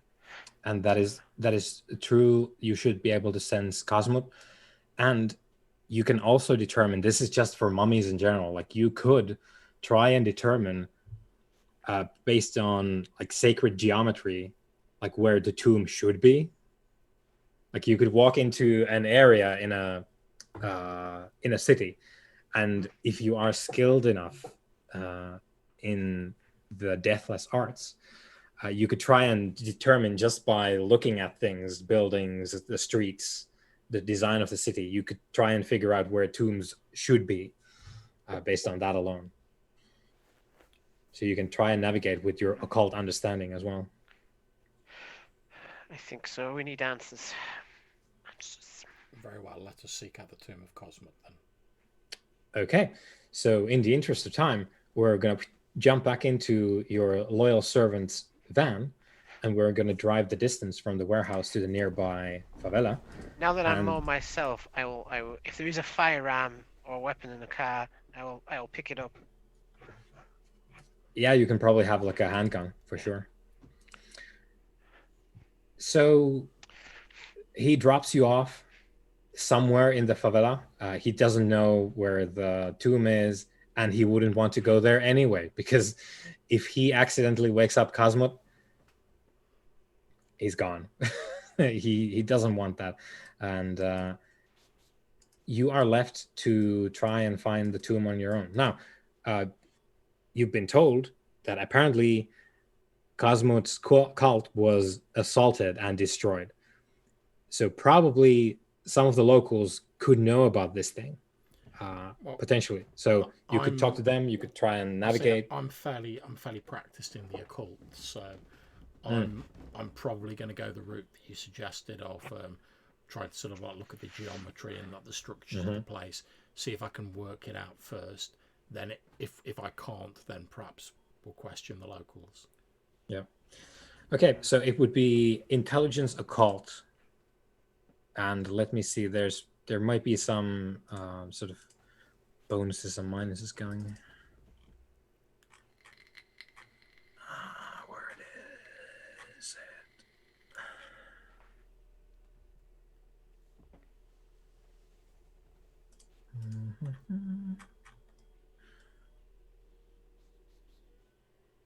Yeah, so it's intelligence, occult, and...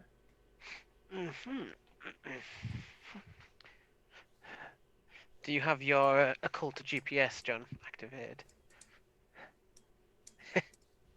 Oh, and your cult would have told you where the cultists live that they keep in touch with. So you get +1 because you know where the cultists live. So that helps you in your occult mapping of the place. Okay. So aside from that, is it just a standard roll? Or... Yeah, intelligence occult +1. Okay. Nope. Okay, so this is an extended thing. So that just means you spent 15 minutes not finding your way. So this is basically to determine how long it takes for you to get there. So please feel free to reroll as you wish. Or if you want, you could switch to trying and ask locals. Okay, well, it takes you half an hour to map out in your mind the occult architecture. I'm still a little bit rusty. We've only been awake for like a day or so. Yeah, it's like maybe an hour, maybe an hour and a half, and I'm still looking around going, what's going on with these building designs? How much have things changed? Oh my god. Yeah, so you do it. You've discovered it. It is, according to your predictions, it is beneath the favela, and you let me read this thing. So you go into a dwelling as a result of your search. I presume, Sobek, you're following? Mm-hmm. I'm letting my brother take point at this particular juncture. You, Khufu, step over flowers brought as offerings to the dead and enter the home of one of Cosmos' followers. The rooms are still and smell strongly of chemicals. The locals have been trying to clean the bloodstains away. Even sentiment cannot override the need for more living space in this crowded slum. Images of the cultists smiling at the picture taker hang from the walls. The wreckage of a piece of furniture, smashed when one of the dying fell against it, is neatly stacked in a corner. Bullet holes riddle the walls, the backs of seats, and the mattresses of beds. You enter into the dwelling. You look around for a bit. It is not a great mystery. You find a grate in the floor of this apartment. It's covered by a threadbare rug that shows signs of having been moved, but apparently there's been people here cleaning this place, so that's not a great mystery. There's a concrete shaft that leads down, and I presume you go.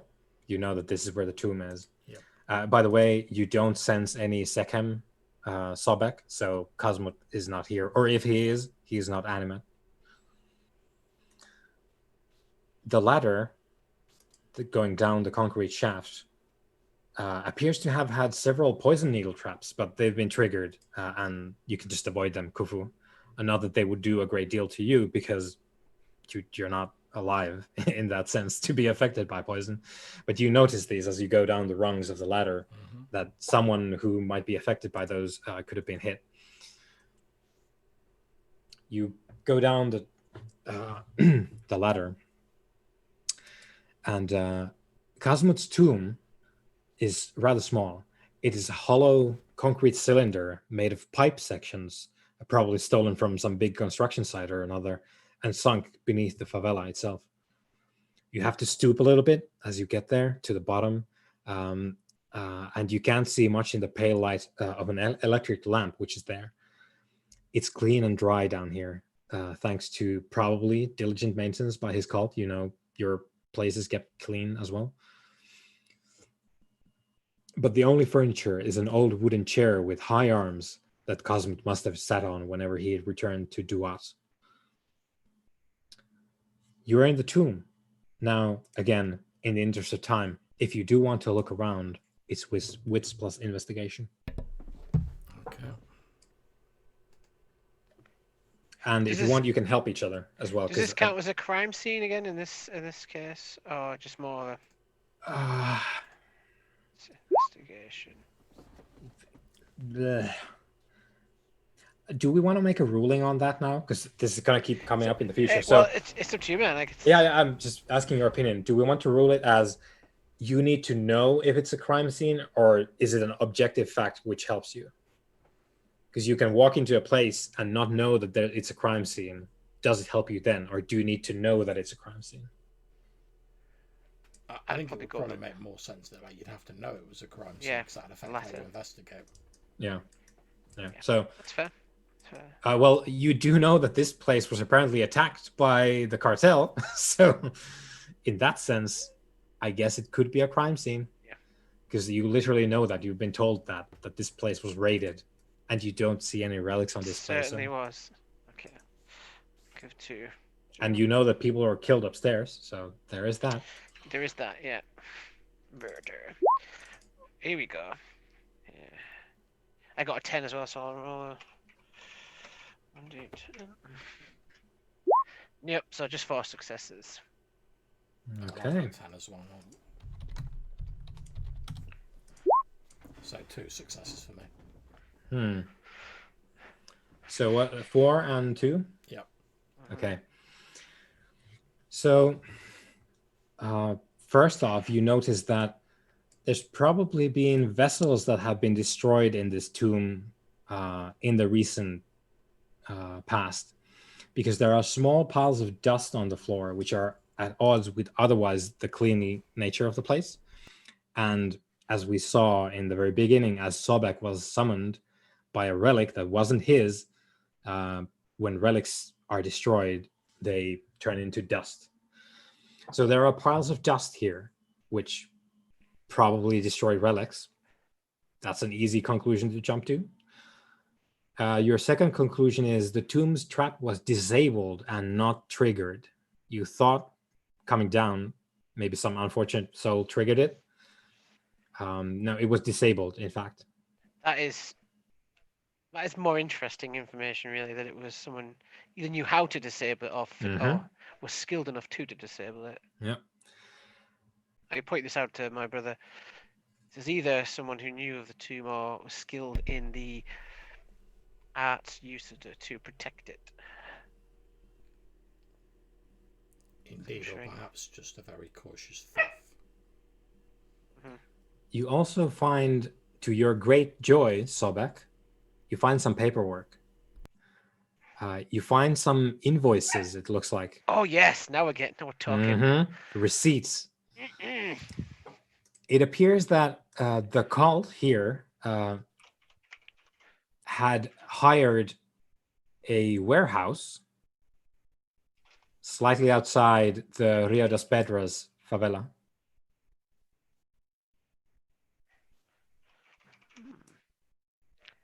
Is there a lot of them? It's going to take a while to go through these. No, this is it's literally this one. So right, okay. You figure out there's a couple of these papers which confirm this fact to you. So the cult had hired a warehouse slightly outside Rio das Pedras. The same one we've been to? Or... You were just there. Yeah. So it's been cleaned out.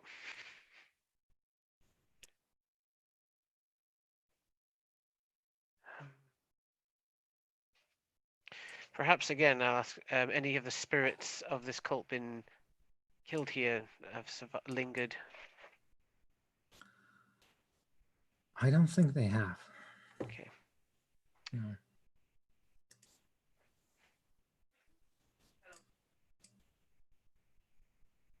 And there's no flare of Sekhem. There's no indication that he's here. No, there's no other arisen nearby. I choose to believe that he got away rather than was destroyed. If he was destroyed, unless you just missed it, they will also have destroyed his body completely, because there's no cot here that you can find for Cosmo.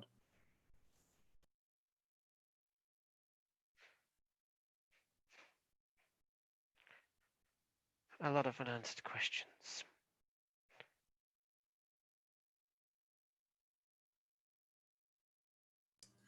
Okay. What do you do? go back to sleep. Let's give it a few decades, so things will work themselves like out. I don't want to do this. Just go back, have a nap, which you could do. That goes against your purpose, but you could do that if you wanted to. Well, my plan currently is what I previously suggested, returning to where my zombie servitor killed the cartel guy man, and then basically like use my abilities to like pry the information from his skull. As you do.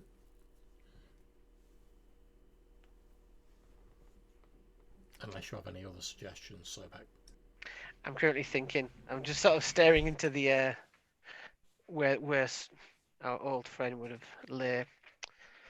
Yeah, the high chair that he sat on. Consider.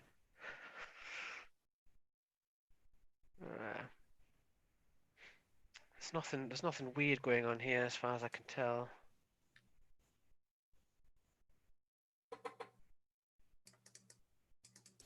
Okay.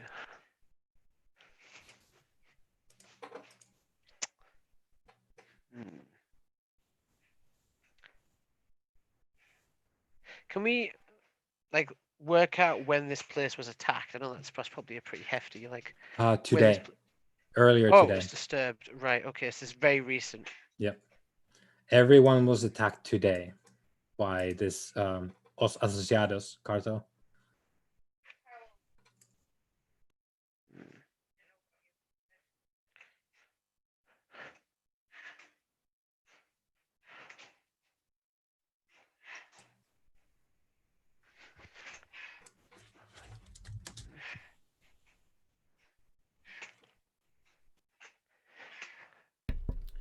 In which case, I suggest we go with my plan. I agree. I'm just thinking if anything else we could do here. Would I be able to tell if anything was hidden here? Like, you would have gotten it with the roll there. Okay. Just yeah, you canvassed it pretty good. I did. So unless you have specific magics to conjure more stuff, then like mundanely, you've given it a very good once over. I'm pretty good at finding artifacts. That's all. Pretty good. Yeah, if you think you found them, but they're dust destroyed. now. Yeah, they're destroyed. Yeah.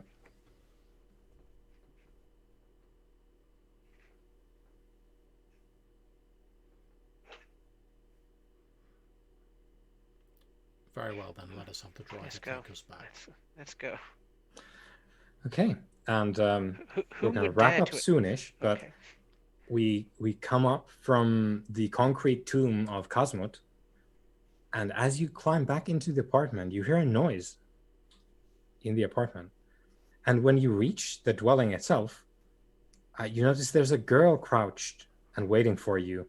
She's staying out of sight of the windows and the entrance to the dwelling, but she's keeping herself obviously visible to you. You recognize her from one of the pictures in the house. So she's probably one of the cultists. She's not saying anything. She's crouching and staring at you. Approach young child. By the looks of it, probably a child. I say approach child. She seems fearless, which is usually a trait of a person quite familiar with the deathless. Yeah, our gaze does not scare her. No, she doesn't seem phased. She nods as you approach. Where is your master, child? She shakes her head and says, he is not here. There's you will not find him here, for he was not here when this happened. And she looks traumatized, not by you, but by probably something else that happened today. She has a bit of a disassociated thing going, and she says, I think he might have had advance warning. What happened here? There were men that came with guns.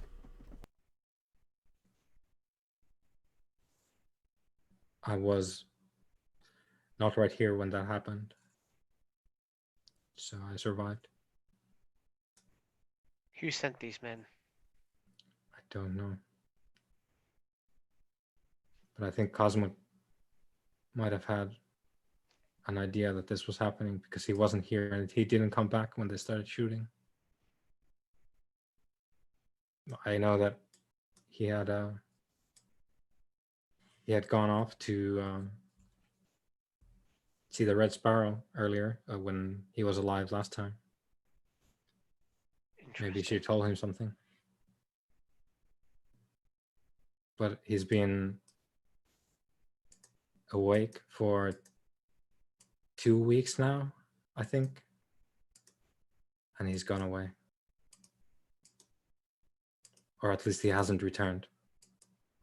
You know where he is now? No.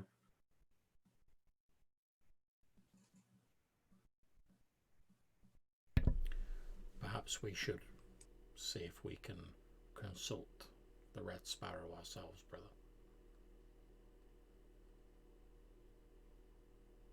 I just kind of nod as I'm looking at this child. Is there anything spooky about her? Like any magical, like, sorry, any... No. She seems traumatized, but not possessed.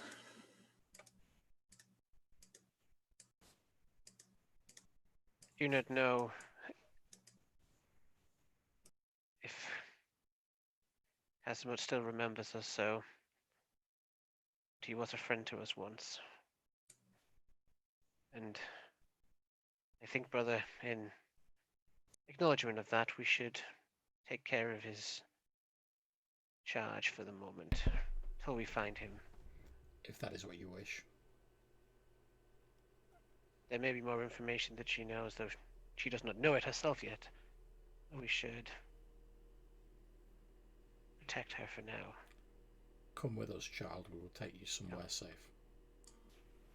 And I think with that, we're gonna give it a wrap for the first session as we depart the scene of several murders earlier in the day, now washed away with all the cleaning liquids that the favela residents can muster, and the two deathless lead this poor child away from the only home that she has known into an unknown future with her master disappeared and horrific violence visited upon her friends and family. And we disappear into the favela once more. And that is it for the first portion of Cursed Necropolis, Rio. Thank you very much for running it. Very much enjoyed it. Yeah, thank you. Thank you very much for giving us our first taste of money. Indeed. All right, well, I shall stop the stream and the recording then.